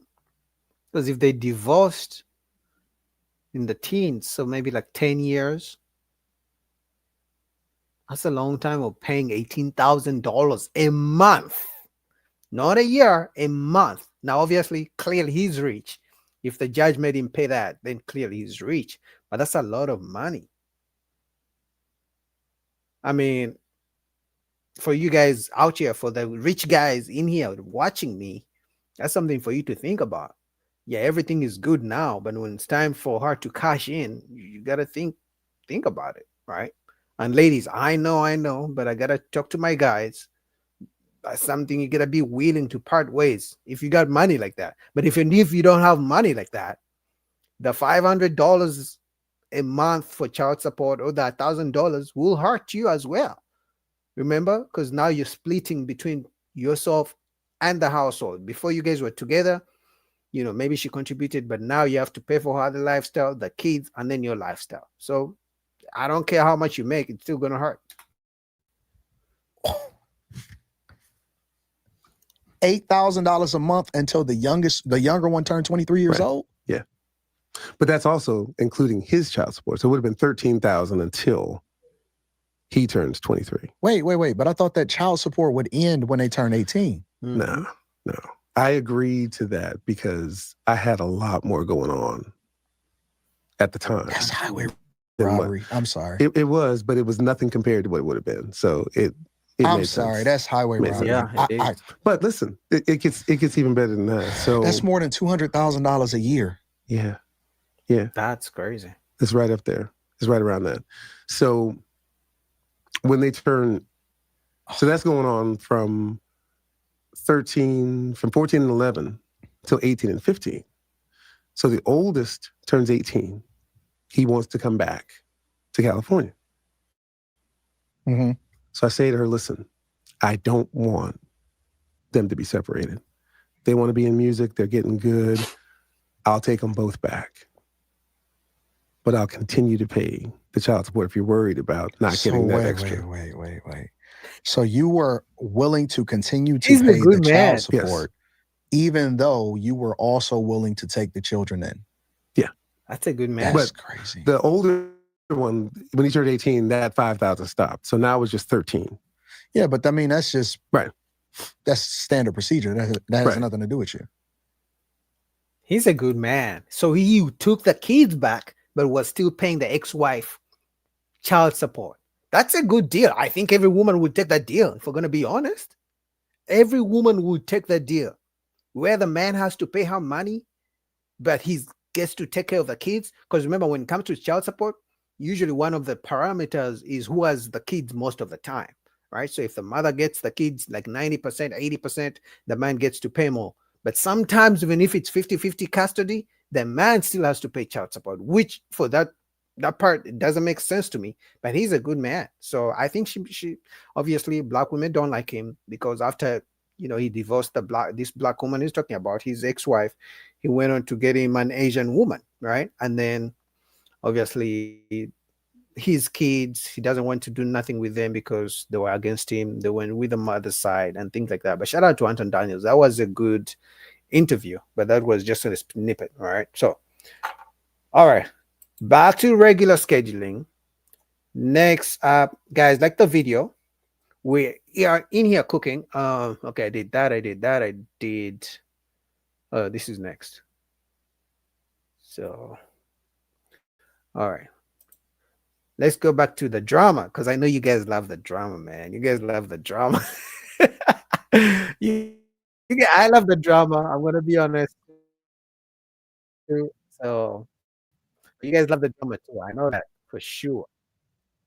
You guys love the drama. I love the drama. I mean, drama runs the world. So let's get back to it. Let's get back to the drama. If only I had some people watching me from Canada last week. So if you guys can comment down below where you guys are watching from, I would really appreciate that. So I can see if I'm going to become famous, so I can tell my mama that I'm about to become famous. But like the video, let's kick in. Let's go. Let me influence you as a 29-year-old second baby mama. And I really hate to say this. If you decide to have your baby daddy's second, third, fourth, or fifth child, whatever number you are, typically that child will receive different treatment than the first, unless you're having a child that is of the opposite gender of his first child. Now, I'm not saying your baby daddy is not going to love your child or children that you give him after his first, but the treatment is going to be drastically different, especially when it comes to the pregnancy. If this is your first time being pregnant, I do not recommend getting pregnant by someone who's already experienced birth and life and all that good stuff prior to you, because especially if they are narcissists, they are not going to want to celebrate your intricacies and the little things about being pregnant and the first time mom. You're just not going to get that same energy. I'm sure the first baby mamas are heading quickly to the chat to say, well, girl, Zah and his first, he loves me. We're not doing that, okay? But girl, do not let the first baby mamas jump you, okay? Because Claudius is kept, he did not treat her any better as a woman. We're only talking about the experience that he feels when you see the child for the first time coming out the womb, just that woo and ah of being a father. You may not get that same sense of fatherhood from him if you have a child that's of the same gender of his first child. I have learned having a child with a man who's already experienced fatherhood, especially if they have a child that's quite older, anywhere between 5 to 10 years older than your child that you're bringing into this world, it's just not going to hit the same. It's just not. That's just from my experience, girls. I'm just trying to help the girls out here. So once again, as always, I 9 out of 10 do not recommend being a second baby mom. How about not being a first baby mama? Exactly. Like sis is setting her. That didn't even sound right. Bars Just and hell. why are you even looking to be a baby mama at all? Let alone that's what I was gonna second, say. third, fourth, or fifth. That's a red flag to me. Number one, if you've got one kid and you get or a baby mama, not an ex-wife or but a baby mama, and then that whole thing just sounded. She's already down in there. Like she's not uplifted. She's already down. And some of you guys don't believe me when I put it in my titles. Oh, boogie, that's not true. But women are out here celebrating becoming single moms over marriage. They make TikToks celebrating becoming 2-time baby mamas. I guess if you want to give her some grace, if you want to give her some grace, right? I guess the advice is right, but don't be a baby mama number one. That's true. But I guess also don't be baby mama number two. Like, yeah, what she was saying is right. Like, don't have a child with somebody who already has a child with somebody else. Yeah, because they're not going. They're not going to really experience it second time. You know, this is their second time going through it. This is your first time, so the experiences won't be the same. It just won't be the same. This really comes to I guess just the advice being is intentional. right. It's all about being intentional. I mean, women should be more intentional. If they want to be in a relationship, they want to have kids, if they're not having kids, to be intentional on who you want, what you're trying to achieve out of life. Now, okay, I think unfortunately, women becoming second baby mamas just means that you're choosing that man, in most cases, not all cases, but in most cases, you're choosing that man based off of superficial qualities. Superficial qualities, oh, he's cute, or he looks good, or he has this, or we've had sex multiple times, or whatever the hell, money. It's superficial. It's superficial. And unfortunately, now, because you chose off of superficial reasons, and that relationship did not manifest into marriage or commitment, so on and so forth, now you become the second baby mama. But it started with how you chose that man in the beginning. Now, I'm not saying that man is bad because he has children. It's just women aren't moving with intention. They're not moving with intention at all. No, because we don't have any shame anymore. Because as if being a one-time baby mama wasn't enough, now they're talking about being 2 times and 3 times. It's like, why do you have to make a baby with every man you lay down with? That has never made sense to me. But also, the guys who become... So some of you guys, you find a woman, she has 3 kids from 7 different men, and you want to be the 8th man. Yeah, I know, my math is right. 3 kids. She got 3 kids from 7 different men, and you want to be the 8th baby daddy. Some of you guys, like, if you're the 8th baby daddy, you got a problem with your head. I'm going to be honest. There's something wrong with you. Because clearly that's trauma bonding. There is no way you should be putting a baby in a woman who already has 10 different baby daddies. Like, that shit doesn't make sense to me. But some guys do it. But women are willingly going to 1 baby daddy, 2 baby daddies, 3 baby daddies, and complaining about all of them. And usually they want the last guy to come and be a stepdad, but he's not getting any kids. So after they have 10 kids with 20 baby daddies, they want the last guy, after they have found God and found themselves, right? After they've decided they're going to become good women, and they're going to require the last guy to wait till marriage. And then if he marries them, he has to be willing to take care of the kids that belong to other men. And then, wait for it, he cannot get any kids from them because they're not willing to have any more kids. Crazy. I think that she can, what was he saying about loving kids? Well, What does that mean? What does that mean? Aren't either if they're having babies by women that they're not married to. The men, men are still impregnating the women. Wait a minute, Mimi, they gonna jump you, girl, because they gonna say she could. They can jump me if they want to. I'm staying 10 toes down on what I'm saying. I don't care what these people say. It's true. You big enough to handle them. I sure am. And Yo, Q, who is that? Oh, Q done kicked somebody out the bedroom.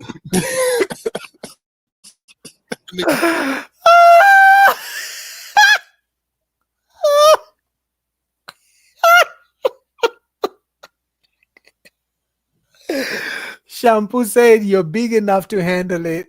And yeah, she's not tiny. Swinging like a Jamaican. Oh my God. No, but I thought you had a snake. Oh my God.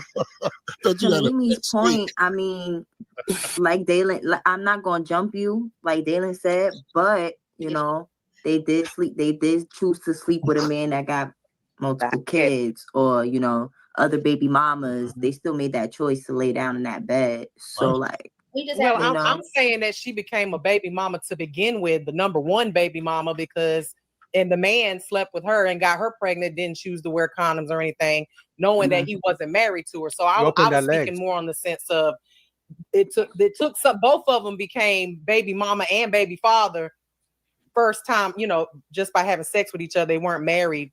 So, that was a choice that a man made as well.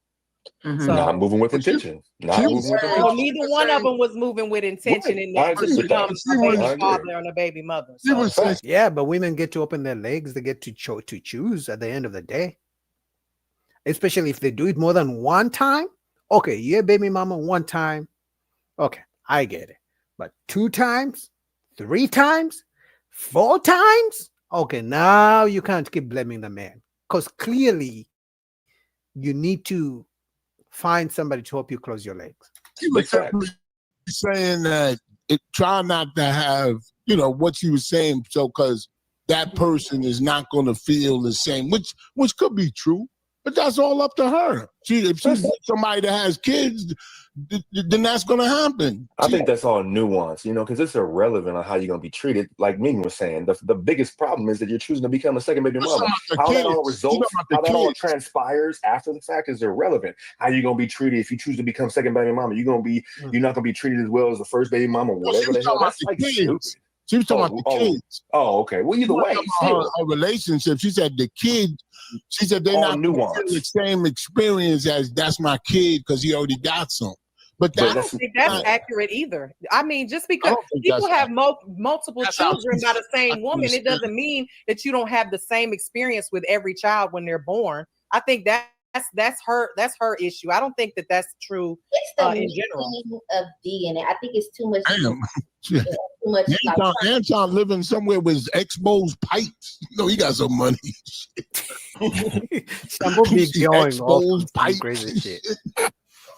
I don't think she should have been given advice. That's nothing to advise on. I mean, and nobody should take her advice either. I'm not taking advice from nobody's baby mama.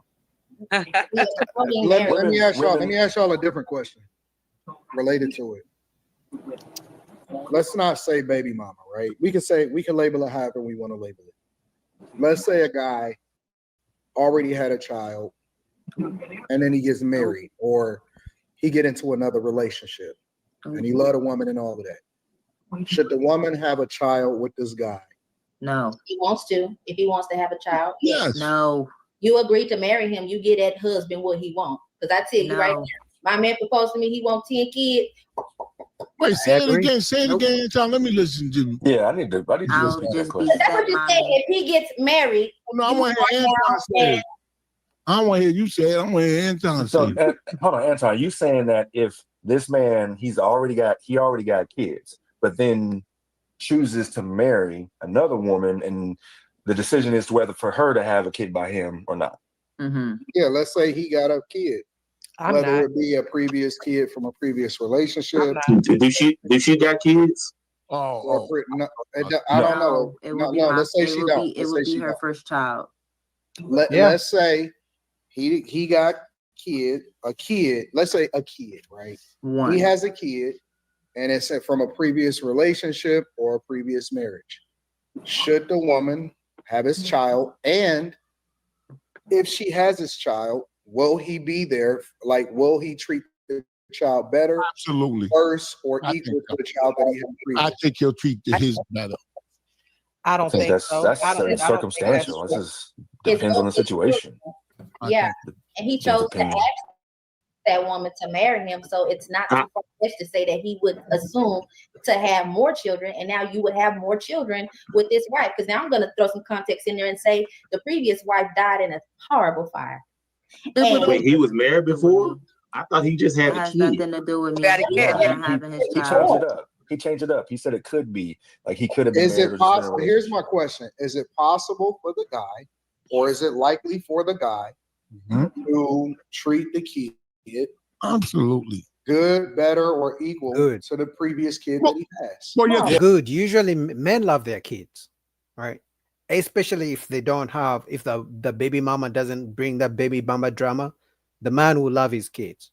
If we're gonna be honest, if the mama is cool, he's gonna love his kids. Because usually, what happens when the mom is not cool with a man moving on with another woman, she usually turns the kids against the man. So that's where some men are like, you know what, I ain't doing this. Your mama is against me. Now you're also turning against me, and I'm taking care of both of you.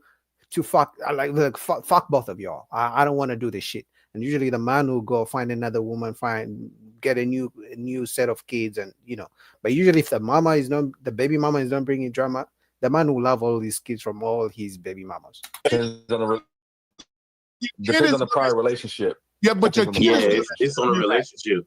Anton, it's on a prior relationship. Like Mike said, it's on a prior relationship. No, your kid is gonna tell you that, Anton. He's gonna say, "Yo, I'm your son." They not, he gonna do that as he get older. Like when he get 9. I think, like what Mike said, though, it's gonna depend on the prior relationship. If the woman that he was with before they had a material relationship, he naturally going to treat the kid he has with his wife way better if they're in a loving relationship. I think subconsciously. I think that's what you would do. That don't mean that's not. It doesn't mean that this. I don't think this is a rule of thumb. It's just subconsciously. If you had a bad relationship, you had a child with in a bad relationship. Now you jump into another relationship. You think you might I think the man might, in some cases, might subconsciously show more love and treatment towards the new child in the new relationship, even potentially in that marriage, subconsciously. That's because you associate all the baby mama drama to the previous one. That applies to stepchildren. That applies. I think in the same household. Applies to stepchildren that are being brought in by another woman. It depends on the relationship, Dylan. It depends on the relationship.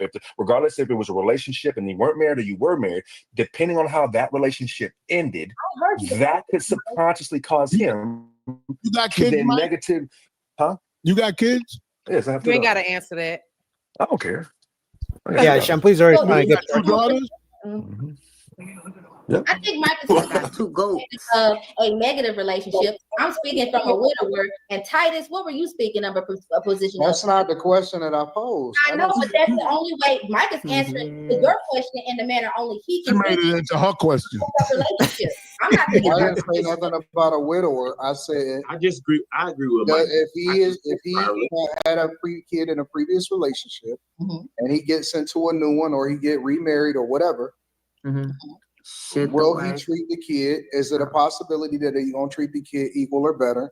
Absolutely. Than he treated the first. So you don't care about if the wife should have the kid or not? You don't care about that part of the question no more? What do you mean if the wife should have the kid or not? Because you said I thought you was asking if he chooses to marry another woman, should she have his kid? Should she have a kid with him? But it's all based off of the whole premise of do you think that he will treat the kid if they had one? Because she has to make a decision if she want to have a kid with him, right? Right. So I was just asking, is that part still part of the question? Yeah, I mean, absolutely, 100%. Because the reason why it matters from that part matters is because you have to speak on it from a woman's perspective. Okay. Right. I'm posing a question from a man's perspective, but I would think that the women look at it differently, similar to the way that you framing it, because they would have to be the one that say, yeah, I want to either rock with you or I don't want to rock with you, or I want to have a kid with you or I don't want to have a kid with you. I think people should. I think people should marry or date equally. I don't date men with kids. Period. Because I don't do well with oh, you can't come this weekend because you with your baby mama. I don't. Because I don't have kids, so I don't feel like I don't have to do it. So I'm not doing it. With intention. So I feel like it's started. Let me talk, Shampoo. I do agree with that, though. If you don't have kids, chances are, I mean, is there a possibility you may find a good person that you guys connect and they got kids as a woman who's single? I think it's a woman who without kids is more likely to be successful with a man who has kids than a man without kids being successful in a relationship with a woman who has kids, right? Because there's so much there. She's dealing with a baby daddy, and then you as the guy who doesn't have kids, you have to deal with sometimes the baby daddy issues. So there's a chance. There's so much, right? But if a woman doesn't have kids, she can deal with a guy who has kids, because either way, he's still going to be the one to provide for his kids, and if they also have kids. But the guy to come and play stepdad, sometimes the baby daddy of the woman, they don't want the new guy to try to play stepdad. That's my kid. Don't provide, don't do nothing for my kids. Don't tell my kids what to do. I don't care. Those are not your kids. That's what some baby daddies say. You know what I mean? So now the new guy who has to be stepdad, stepfather, Anton calls them step crash dummy. They have to deal with a kid, with a kid's father, and then they have to do with a mom, right? So it's kind of tricky. Damn, you talk so damn much. You don't have to always cut people off. Let me finish my thought. You just interrupt every time. Stop being feminine. That's a very feminine trait. Ain't nothing feminine about me. You're right. I get a manicure. Okay, can I please finish what I was saying? Y'all do one mic, please. Georgia Wheezy. Let me finish. Damn. I don't feel like That's what I the should dude have. say. Let me finish. Yeah, I can get the hell up out of here. Keep going. Shampoo just keeps going. She's mad. Shampoo keeps going and going. Shampoo hilarious. Shampoo is- I want to hear it, Mimi. I want to hear what you got to say, girl. Won't you just come on? You, Mimi, you know what, Mimi, though? Mimi, you know I love you and I rock with you. I don't believe you, baby girl. You don't believe me? That I don't date men with kids? You need more people. I think you'll go for the right one. Yeah, she will. If it was the right a man with a child, would I go for the right one? Yeah, I think that you'll make an exception for the right one. I never said I wouldn't make an exception for the right one. I said I don't go for men with kids. No, I feel you. I don't look for that. Like I feel you. I believe you on that front. I just think that you would make it. So like I'll tell you why I say that. See, I would never make an exception. And I think it's different for guys than it is for girls. That's what I was saying. But let's just say hypothetically I was in that position. I would never make an exception for a woman. I don't give a fuck what she do. I don't care how bad she How much you love her? What if you loved her? I would never get there. There's no amount of love in the world. I would never get there. I would never put myself in a position. Well, let me rephrase that. If she had a grown kid that ain't around. Now see, you got okay. Because I think that, one day I'm gonna be 60. You know what I'm saying? One day I'm gonna be whatever, 55, 60. And I think that the circumstances would change. But in a general sense, I would never, ever, under any circumstance, consider ever marrying a woman that has a child that is in school, grade age, that live with her under no circumstance. Well, let me tell you something. I'm 60. On the flip side, Shampoo, on the flip side, I think that a woman is gonna go for the right guy. That's true. A woman would literally choose a man who has kids, but he has the money, tall, whatever you want to say, whatever qualities she's looking for in the man without kids, but she finds the man with kids with those qualities, she will go for that over the average guy. That's why men like Future, men like Nick Cannon keep having babies with women. Women still want to have more kids with those type of men. Obviously, about the money, the status, and the fame, it comes with it. But women will literally rather have babies with the same man, 10 different women with the same man, over having kids with an average guy. Unfortunately, that's just nature. I don't know, But anyway, shout out to Anton Daniels. Shout out to you guys. All right. So, all right, we have Desire. What is this? A lady? Desire.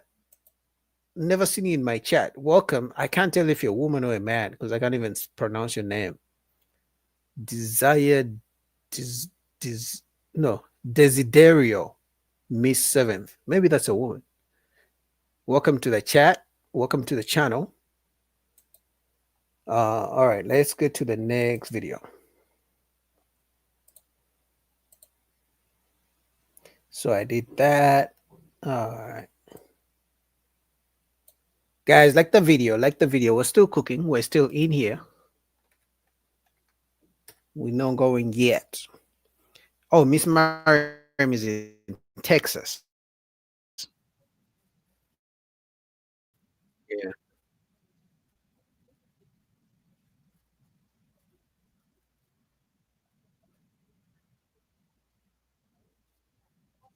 Yeah. Give me 1 second. Give me 1 second. We're gonna cook in. We're gonna go to the next one. Guys, like the video. All right, got the next video from Lapith. You guys want me to do I haven't done a pop the balloon reaction in a while. If you guys want me to do it, you can comment down below. I see them, but I haven't done them in a while. I don't know if you guys like them. If you guys didn't know, some of these videos that I choose, I literally choose them because I know you guys like them. Unfortunately, sometimes that's how YouTube works, because there's so many videos I come across and I'm like, okay, this would be great to react to, like in real time, to give my opinion and just like whatever. But I'm like, do these people really want to watch it? Right? So sometimes I post videos and you can tell I reacted to this video just because I want to, not because I think you guys are gonna like it.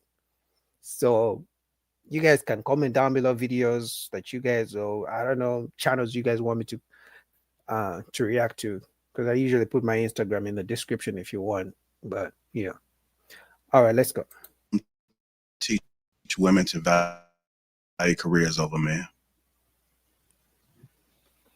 No, that was not even like the one or the other thing. Like, feminism does not teach you that you have to have a career instead of a man. Yes, it does. Like, I'm not sure where people are getting that from. It just teaches you that you can have both. But you like, as Black women, we've always had both. We've always had the husband, and we've also had to work. Okay. We had to go clean up the little white people houses and then come home and take care of the household. So like, we've always done both. Yeah, but when feminism came in, it told you now you don't need the man anymore. Kick him out of the house. You got money, you got your own job. So what is she talking about? If black women literally had jobs before feminism, and they were married to black men, and they had jobs, and they were okay working with a black man, when feminism came, it told them you don't need the man anymore. You're independent. You got your money. Kick him out of the house. Feminism didn't teach us that. It did. And I don't think that was the point. I think that feminism taught women that they don't have to have a man. But that's the same thing. You can take care of yourself. You don't have to do it. But no, I don't think that it taught us to have a career over a man. The feminism makes women value their job over having a man, and Bo's response to that was no. It made us understand that we can have both. No. Yeah. You don't necessarily need a man. Right. So like I said, I got a brain fog myself, walked over. But I agree with Illa's earlier point about the shaming and the discrimination of other women and them being called pick-me's when they prioritize having a man or a family. And I think feminism in its altruistic nature that's not me. That's the video. Praise the Lord. Just when he was about to cook. Look, dang it. He was about to get into it. Okay, I'm gonna have True respond. Go ahead, True. To Bo. No, I like how Bo answered it. Actually, I think that I think she's right. I think it kind of just gave more options. I think as it's developed over time, it's morphed into something a little bit more hyperbolic. I don't think any men on this panel and even listening has said or dismissed the value that women bring in society from a humanistic perspective. This is not to highlight that at one time there were laws and different things that did not necessarily propped up women, in a certain manner. I wasn't a part of that movement, and I Can you guys hear him? Say that again. I'm sorry. Yeah. Oh, okay. All right. Yeah. So go ahead. Yeah. So I was agreeing with Illa in the point about women being shamed for being what would be considered a traditional woman. And it does seem as though it's a war on women by women. Like they don't want to see women operate in anything that doesn't comparably make them masculine.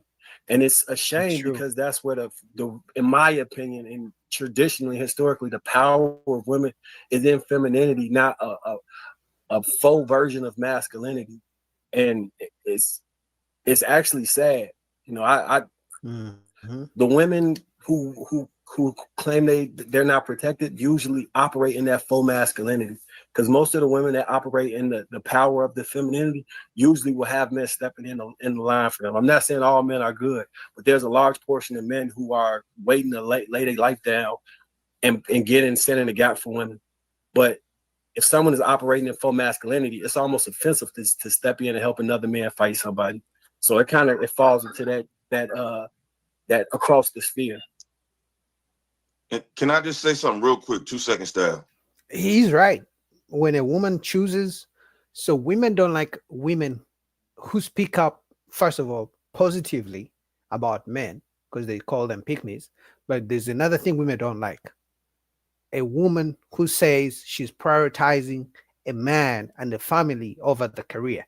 They see it like an abomination.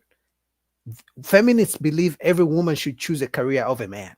So once a woman comes up and she's like, no, I'm choosing marriage over a career, feminists make it seem like as if the woman is taking them back 1,000 years. Because we could be here all day about the roles. Like I always tell people, you can do what you want to do. You want to be poly, you want to do whatever you want to do it. Just understand what you're asking for. So what I'm saying is women can work all the jobs, you can be president, you can do all that shit, but you judge a tree by the fruit it bear. So most women who take on those roles, men don't want you. Period. So we could talk all this shit you want to say, but the women who got all this to say, all this back and forth, all this fact check, every little thing a man could do, who you can't beat, you can't do nothing with. All you could do is call somebody, HR, or call a police. You can't do nothing with me right now. Those type of women, you're not going to get a man. You're going to have all the degrees. You're going to have all the credentials. Can't nobody tell you nothing. You're going to have 820 credit, all of that shit, but you won't have a man. So what I'm saying is you could do whatever you want. Just understand the energy that comes with the lifestyle you choose. You want Actually, they will have a man. They just won't have the type of man they want. They want to have the high status man, but a yes man. So usually they can have a man who worships the ground they walk on, which eventually they don't want him anymore. But they can have a man, just not the type of man they want. to be independent, you want to be strong, you want to be respected for your mental acumen and your accomplishments, you can do that, baby. It's just not conducive for a man. And it has nothing to do with him being intimidated. It has nothing to do with being jealous. It's just that when you take on that energy all the time, you're always bumping shoulders in the boardroom, fighting over PowerPoints with the fellow guys, you can do that shit, but it takes a lot away. It takes a lot from you when it comes to being feminine and how to be submissive, not just being told what to do, but intimately submissive. True. See, women love to hear that word and they go crazy. We're not talking about bend down and tie my shoes. I'm talking about intimately submissive, emotionally submissive. That shit doesn't always equate. The fact that he even has to explain what submission is. I mean, we have come to the point, like if a woman tells me I want a man who's a provider, I don't need her to explain to me what it means. But for some reason, when a man says I need a woman who's submissive, oh, what do you mean? You want a slave? I don't even have to explain it. You should know as a woman if you're submissive. So clearly you're not a submissive woman if you want me to explain what I mean by I want a feminine submissive woman. You said what? I just quickly want to I want to finish, but you can go ahead. I'm sorry, go ahead. No, you got it. Good job, Illa. I just quickly want to ask, because what would you call the man that does choose this type of woman? Oh, they exist, but that's not the one you want. No, I'm asking.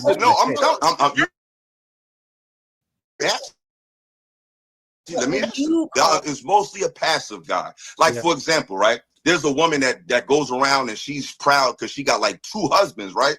Yeah. And when you look at most women who, I just want to know what you call. I'm telling you, but you can't tell me how to answer it. He already said a passive guy. Some people call him a simp, some call baiters, passive, laid back, yes man, whatever. He said it. He answered already. She's not listening. Because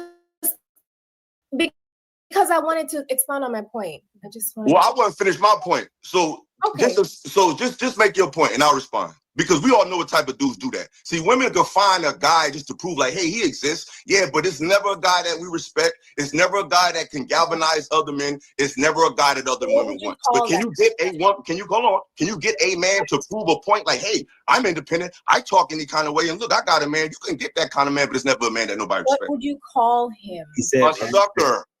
Okay, all right, fantastic. Just hang out right there. No, not sucker. Passive. One second. Whatever. Sucker, passive. A man that other men don't respect. That's what a man that other men don't respect. Let her respond. So therein proves my point. We just went on a tirade about how the woman who stays at home, you guys claim women would call her a pick-me. But the man that chooses the woman, right, that does all the things that you claim make her undesirable, you call him a sucker. So when you want to talk about this war on women by women, what M just said, there's a war on men by men, because that's not true. Here's the difference. I don't even need, I can help him here. Here's the difference. The woman women call a pick me, men want, right? The men call a simp, a passive, a yes man, women don't want.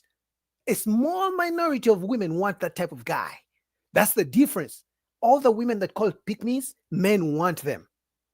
The men we call simps, betas, passive, yes men, a small minority of women want them. In fact, when they get them, they're trying to change them. So that's any time there's anybody who falls outside the scheme of what society tells us that we should be doing, we as a society tend to shame them. So when you want to get on your pedestal and claim that women hate women and there's a war on women peddled by women. See that shit you doing right there? Yeah, That's goofy shit you talking Hey, about. let her finish. Let me respond, please. Let me respond to Let that. me get you right quick. Do that to the other women only for you to tell me that you don't respect the kind of guy that decides to choose the woman that you deem to be undesirable. So you're doing the exact same thing. No, it sounds good. I want to point that out. It sounded pretty intellectual, but I'm gonna tell you what it really is. What the truth is, we're not knocking the man for picking a woman who work hard. See, it sounds good, but I'm gonna remove the bullshit. Hold on. It sounds great, but I'm not talking about picking a woman who works. I'm not talking about picking a woman who actually do stuff. That don't make you soft. Everybody should work. No, it was your definition. Hold on, sweetie. You talk. Can't wait for him. What I'm saying is, I'm not knocking that. You can pick a woman who's adventurous and who's ambitious. That could be attractive to a degree. I'm not talking about that. I'm talking about a man who lets a woman talk to him any kind of way. And oftentimes, it's the independent, bossy type of woman who has a certain it's a certain tone she speaks, it's a certain level of disrespect she carries, and she's very dismissive of his masculinity. That could come from a woman who works or stays at home. So when it comes to that particular topic, I'm not necessarily speaking strictly about what she does for work. It's the spirit she has. I know women who stay at home and talk to their men like that. There's men who go out and work their ass off, and the woman don't do shit, but she runs the show. So they disrespect men. Those are the type of women who tell the guy, if you don't take the trash out, I'm not going to fuck you for 3 months. She doesn't do nothing. The guy pays all the bills. But you guys have seen the videos of this guy, Akash, and how the wife talks about him. I haven't reacted to it because, I don't know if you guys wanted me because, I try to see what my subscribers like to watch. But there are women who stay home and they disrespect the man even if he pays all the bills. He's right. I'm talking about just your job and being able to acquire things makes you turned off. No, it's the spirit that you can maintain from doing that or without it. Like I said, there's women who don't do anything and run the fucking household because he's soft. So those type of guys, women can get them, but they'll never be respectable men. Because women always bring up guys they get, but what kind of guy?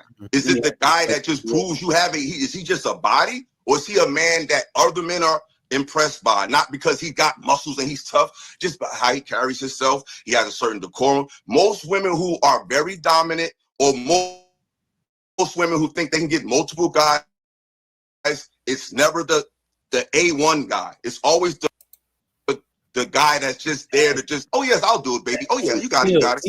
And eventually the women get turned off from those men. I want you guys to say to if the men who claim happy wife, happy life, right? I wish they could tell us how many times their wives fuck them. I wish they could tell us how many times their wife how many times they came from work, took a shower, and their wife started sucking their, it's YouTube. So I wanna be PG, right? Like randomly. How many times the men who claim happy life, happy wife, happy life, does the wife just randomly come and start sucking them off? How many times? Maybe in the beginning, like 10 years ago. Like women claim they want the yes guy, but eventually they grow to resent the yes man, the passive guy, the one who lets them do whatever they want, the one who never holds them accountable. They don't want that type of guy, But shout out to Eli. He was cooking, So shout out to you guys. Guys, like the video. Let me see if I have another video for you guys. Let's see. Yeah, I think I got another video for you guys. I got another Lapif. I'm warming up for, hopefully tonight I can get to on Lapif. I'm warming up for Lapif. I don't know if I'm gonna make it. I want to, but I don't. Hopefully they can let me in, because that's my plan tonight. So if you see me go live again, that's because chances are maybe.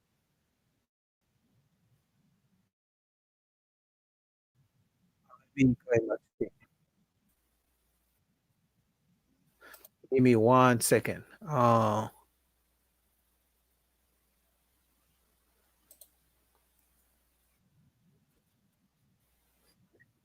right.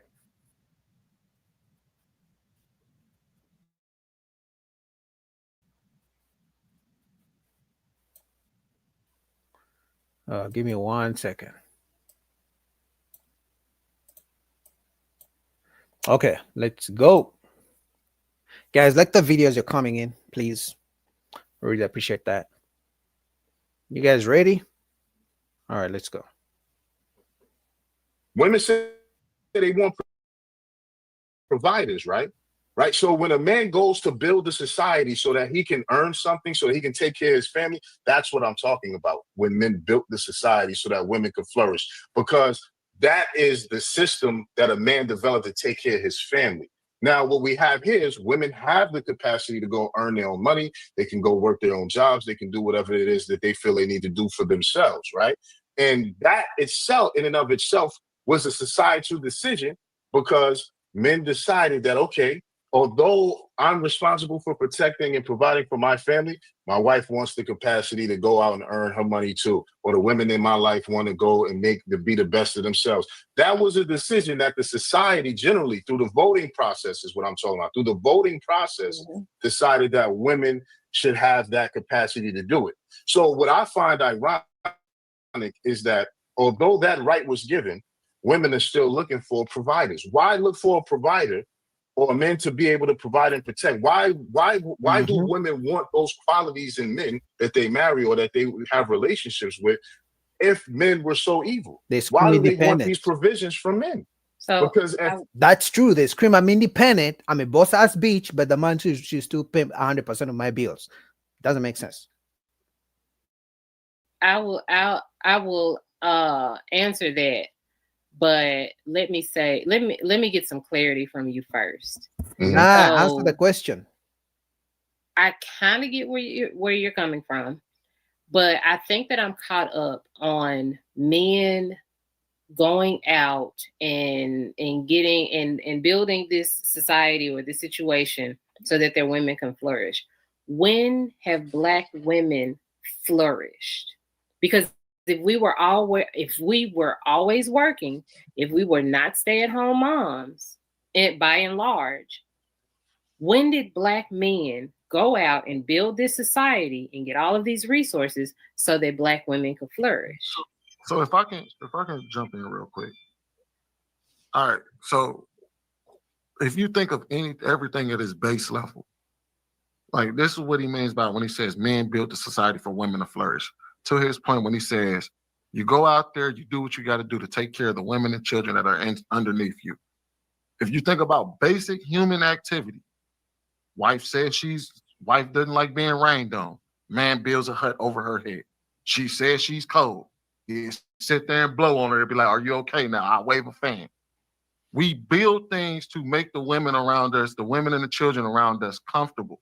So I'm assuming when he says flourish, he doesn't necessarily mean you go out there, you can do the same thing I can do. So if I'm me going out there slinging a hammer, slinging a sledgehammer and working and making $80 an hour, I'm not saying in society you're flourishing in a way of you can go out there and sling the same sledgehammer and make the same $80 an hour I'm making. What he's saying is we did things to make y'all comfortable in society. And what has happened is every time women have came up and said, we're uncomfortable with something, men did something about it. For example, when they said, we're not comfortable being in the house all day, every day, and not, you know what I mean, and you get to make all the money. And men came together and said, we gonna let them vote? and go out there and make their own money. And said collectively, sure. Go out there and make their own money. Like, okay. It's a like women, we work and acquiesce to one another as society goes on. Women ask for certain things, then we sit there and congregate and be like, all right, we're gonna give it to them, sure. That's what we mean by when we built society to, like, because we don't only just protect y'all from other men. We protect y'all from natural disasters. We protect y'all from rain. We protect y'all from animals. We protect y'all from diseases. And now we're coming to a point where we're all collectively coming in and adding our thing in a pot because women have made their contributions to modern medicine as well. So, I mean, the fact that men have to explain their contributions to women in society is crazy. Like, I don't need a woman to explain her contribution to society. Like a working woman, I don't need her to explain herself. I don't need, like, I know, like, it's common sense, whether she's a nurse, she's a teacher, doctors, service workers. I don't need her to explain herself. Now, when it comes to relationships, women don't know, these days, they don't really contribute in relationships. They want the man to do everything, including initiating sex. Yeah, some women have never initiated sex in their relationships. The man always has to do it. But in society, the men now have to explain what they do for women, like as if they don't drive every day, like as if they built the houses they live in. Crazy. that's what he means when he says men built a society to make women. We built a society to make our whole entire species flourish. Because if our women ain't comfortable, we ain't comfortable. I thought she was done. So the only thing I wanted to say real quick is that even if we were going to say black men in particular, as far as building this country, even if it was by force, black men have absolutely spearheaded that to front lines on all these wars when it was time to fight and protect your freedoms, forced to build railroads, infrastructure, countless infrastructure. Black men have did it. And if black women are not flourishing, then when were they? Right now, black women are most black women will make this argument that they're the most enrolled, the most educated, making more money, even though they're not making more, they're still making way more money. And I would say you at least have the opportunity to flourish if you so choose. So black women are absolutely flourishing. You have the convenience and you live in a posh society where you can actually get through life without the direct presence of a man. I would consider that absolutely to be flourishing. It's usually the words that men choose to use. I've learned that I have to just ask for clarification from you guys.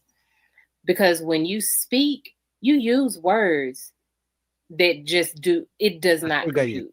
The trigger. Flourish was not, it didn't work to bring the point to me because that confused me a lot.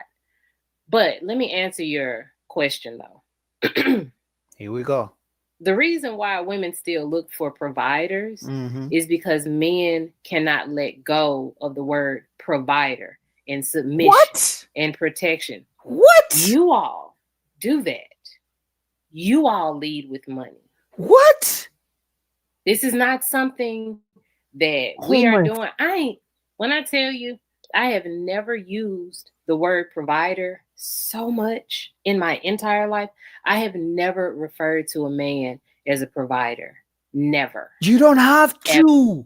You don't. Your actions by saying, oh, he's not on my level, my lifestyle. You don't have to actually use. Oh my God, Bo. I'm really trying to believe she's trolling right now. Women don't want providers. It's men who force it on them. What? Which land is this woman living on? Never. It was not a part of my vocabulary when I'm talking about a man. This is new to me because of social media.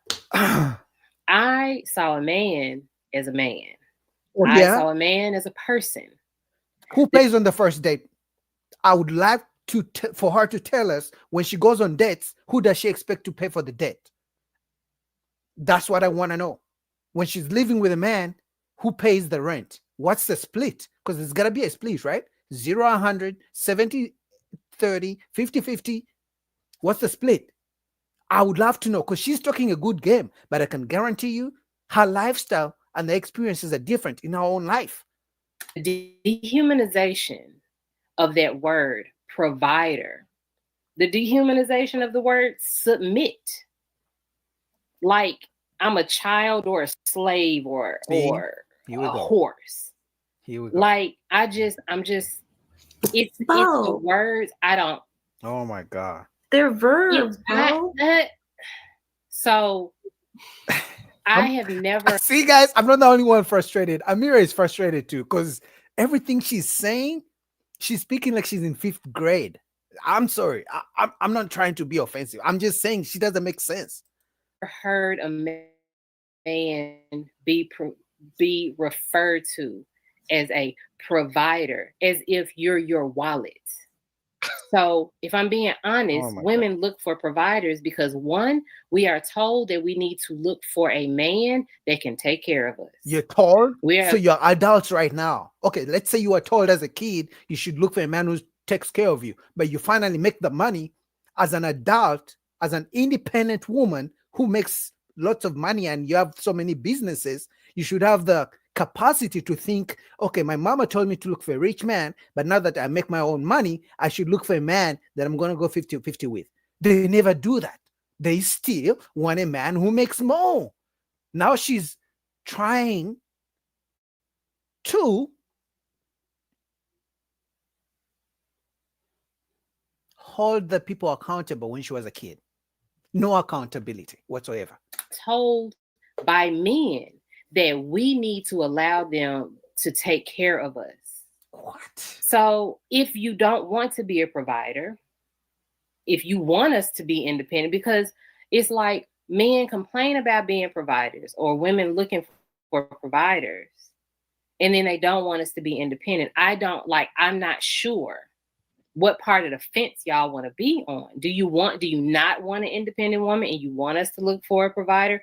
Or I genuinely am confused about this, but it's the words for me. I need the intention. Like that's why I have to ask clarifying questions now instead of just assuming that you mean what I think you mean. So I know what y'all mean by submission now. I just don't particularly like the word. I know what you all mean by provider now.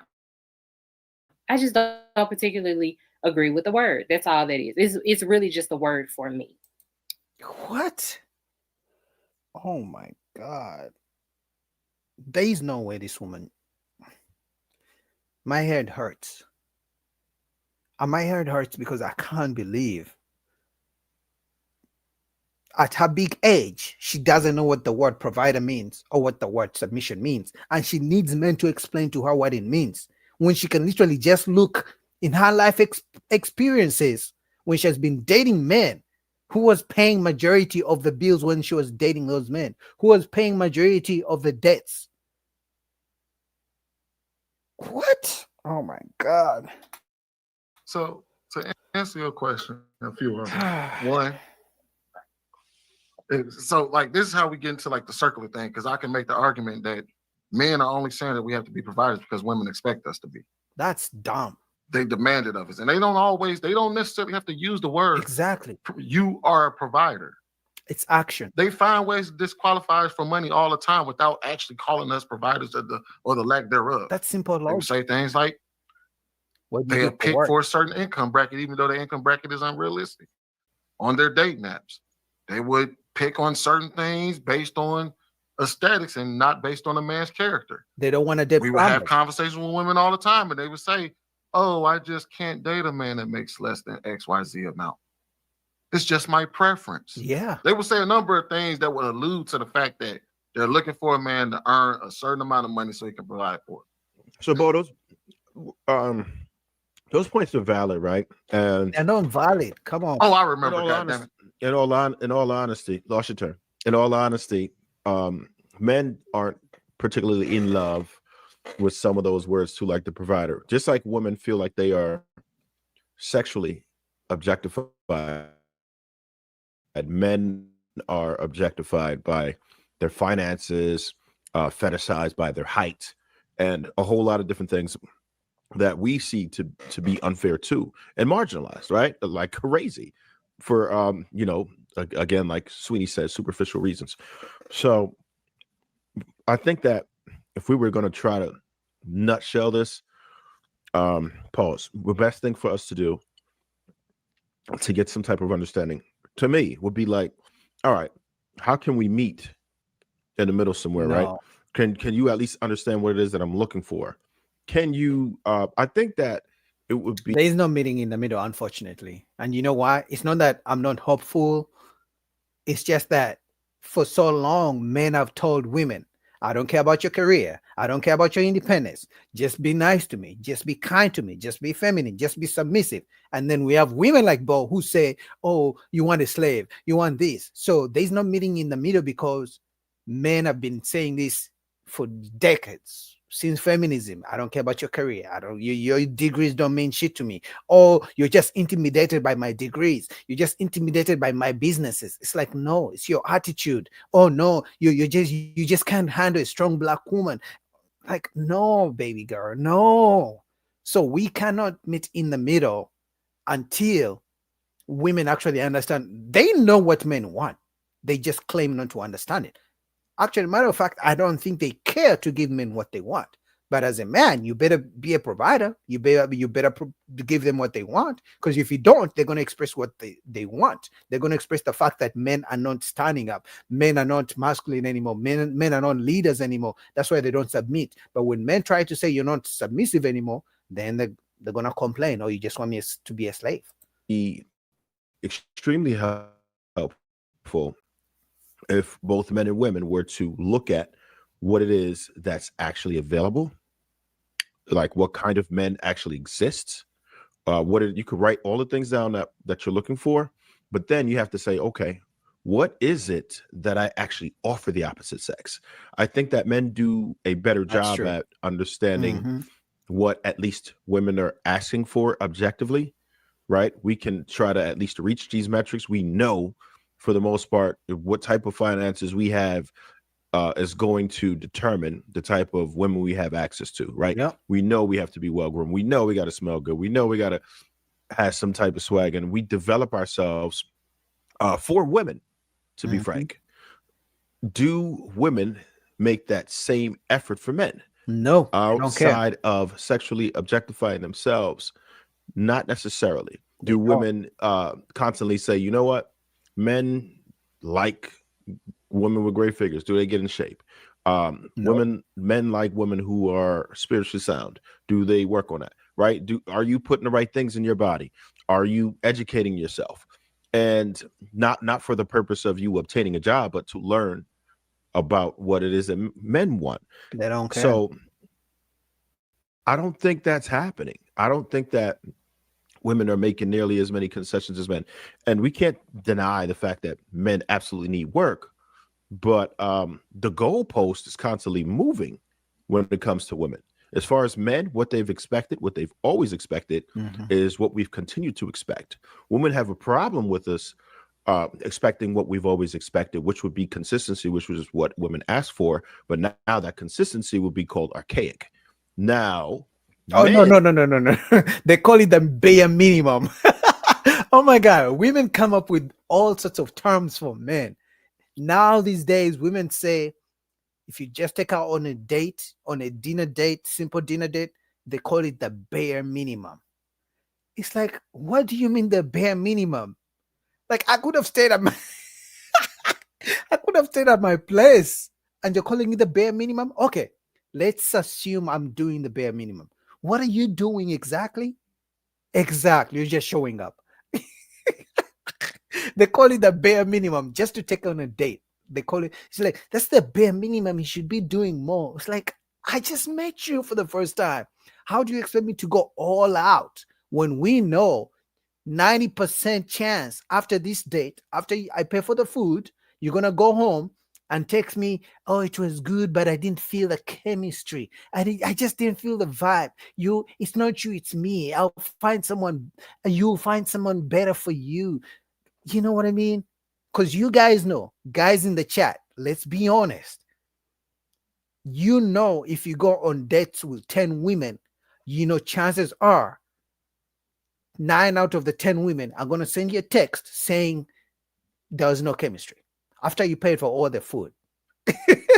So if any guy in the chat tells me that every woman you're going to date with, you know that you're going to get a second date, you're a liar. You're full of shit. That is the truth. Are expecting the same thing, but women are saying we want more. Now you got to make this much. Now you need to be this tall. Yeah. Now you need to be charismatic and funny, and you need to bond with me spiritually, and you need to be you need to get that 60,000 at Amazon instead of 48,000. Like, it's so many different things that we have to do in order to be able to qualify for a woman. We're finding great difficulty, and to some, that could be very frustrating. So that's why you might see the rage and the frustration from men. And it's not excusable, but this is why you might see some of these things happen, right? When women typically ask for things and then respond to others. I'm very familiar with what's going on in today's current dating game, including with the young people, which is our future, people in their 20s, low 30s, all that stuff. And that's where the danger lies, because they are going to be the ones raising new children and everything else. And how that's going to happen, what that's going to look like is scary, right? bad. So, and they can't get along at all right now. They not And that's even who I think we need to be. Right. Understood. People are choosing themselves instead. So that's why we have a serious decline with birth rate, right? And that's globally now. This, I mean, well, the motherland is still doing pretty well, but outside of that, it's looking crazy. It's bad. If I could just say though, here we go. A bit of advice, although men probably don't want this advice. What I will say is, if in fact you want, I can't do nothing about women changing every 5 minutes what they want. Get you a woman who knows who she is and knows what she wants. Where are those women? But what I will say is, where are those women? Because clearly you're not one of those. if in fact you want to be seen as something different, you're probably going to have to present yourself as something different. It is my opinion that men contribute and they perpetuate their own abuse, because not all men, but there are men who lead with money, who lead with money. Let me do this for you, who lead with all of those things. And so if you want to be seen as something other than money, if you don't want a woman that is chasing after a bag or a man to take care of her, don't lead with it. No, the only reason men lead with money because women have been constantly saying they want a man who makes 6 figures. It's the talk of town. If women change tomorrow and they said, we want men in suits. So let's say for some reason, I know this will never happen. Women change tomorrow and they said, we don't want men with 6 figures anymore. We want men in suits and ties. I can guarantee you, every man, at least the men who want women, will be wearing suits and ties first thing in the morning. I don't care what, even if he's a mechanic, he's going to put on the suit. So men respond to what women say. In fact, I don't fault men who lead with money anymore, because whether you lead with money or you don't, chances are 99.9% you're going to find a woman who has money as priority. The women who don't put it out there, they're just trying to be fake. You know what I mean? They don't want to be called gold diggers. But all women, and it's just natural anyway, it's nature. All women want a man who's going to pay their bills. So men who lead with money, I don't fault them. It's their strategy. You know, because women are constantly saying, I want a first date to be $500 dinner date. So guess what? Some men are going to be like, yeah, I got the $500. So what's up? You know, it wastes no time. So you cannot fault men to responding to what you women say men should do for you.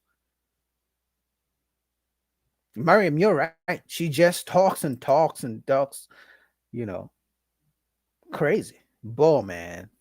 She seems like a sweet lady at the end of the day. So I'm just whatever I'm saying, Bo. If you watch my content, I'm in the zone. I'm in the moment. I'm reacting to what you're saying, not to you as a person, but to what you're saying. So if I don't take no offense, because I already people who take offense to my words. But anyway, man. So guys, I'm gonna try to be on Lapif tonight.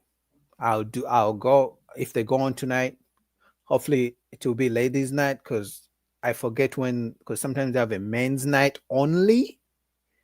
But I want to go when they have a women's night. So either tonight or tomorrow night, whichever day they have a women's night and men's night, I'm going to ask to join, right? If it's tonight, you'll see me back here again, right? I'll find a way to connect it to my channel or whatever, if they let me, if Lapif lets me. If not, maybe tomorrow night, because even tomorrow I'm going to be streaming for Thanksgiving. I'm going to come live, but it's going to be in the day, in the middle of the day. So around 2 p.m. Eastern, I'll be streaming. And same thing for Friday. I'm probably same thing for Saturday. No, Friday. Friday I may do in the evening. Yeah, Friday I may come like at 8 p.m. Eastern. 8 p.m. Eastern, guys, for Friday. But tomorrow I'm going to do 2 p.m. Eastern. As you guys are eating your turkey, I'm going to go live. Okay, so but tonight I'm going to try to join Lapif. I'll ask Lapif. I did send him a message. He didn't respond, but when they go live, I'll ask him and see if I can join the panel. Right. Hopefully I can meet Ball and the other ladies, and then we get to. But you guys know when I join other panels, unfortunately, I have to wait for the host to let me talk. Even if I have so much in my mind, because sometimes you guys are asking me, "Oh, Boogie, you join this panel and you're not talking." Unfortunately, I have to respect the panel. I have to wait for the host to let me talk. So that happens sometimes, unfortunately. Or maybe this Friday I may join Fadi over there with Ilkan Ali. Right, this Friday. So, so watch out for that. Otherwise, shout out to you guys for being in the chat. Miss Mariam, I see you. Desiderio, I can't say that word for shit, man. I'm sorry. Jumbi, Moko, shout out to you. And then the first man in the chat was Loaded Locks. So I'll see you guys tomorrow night. All right. Till next time. Peace out.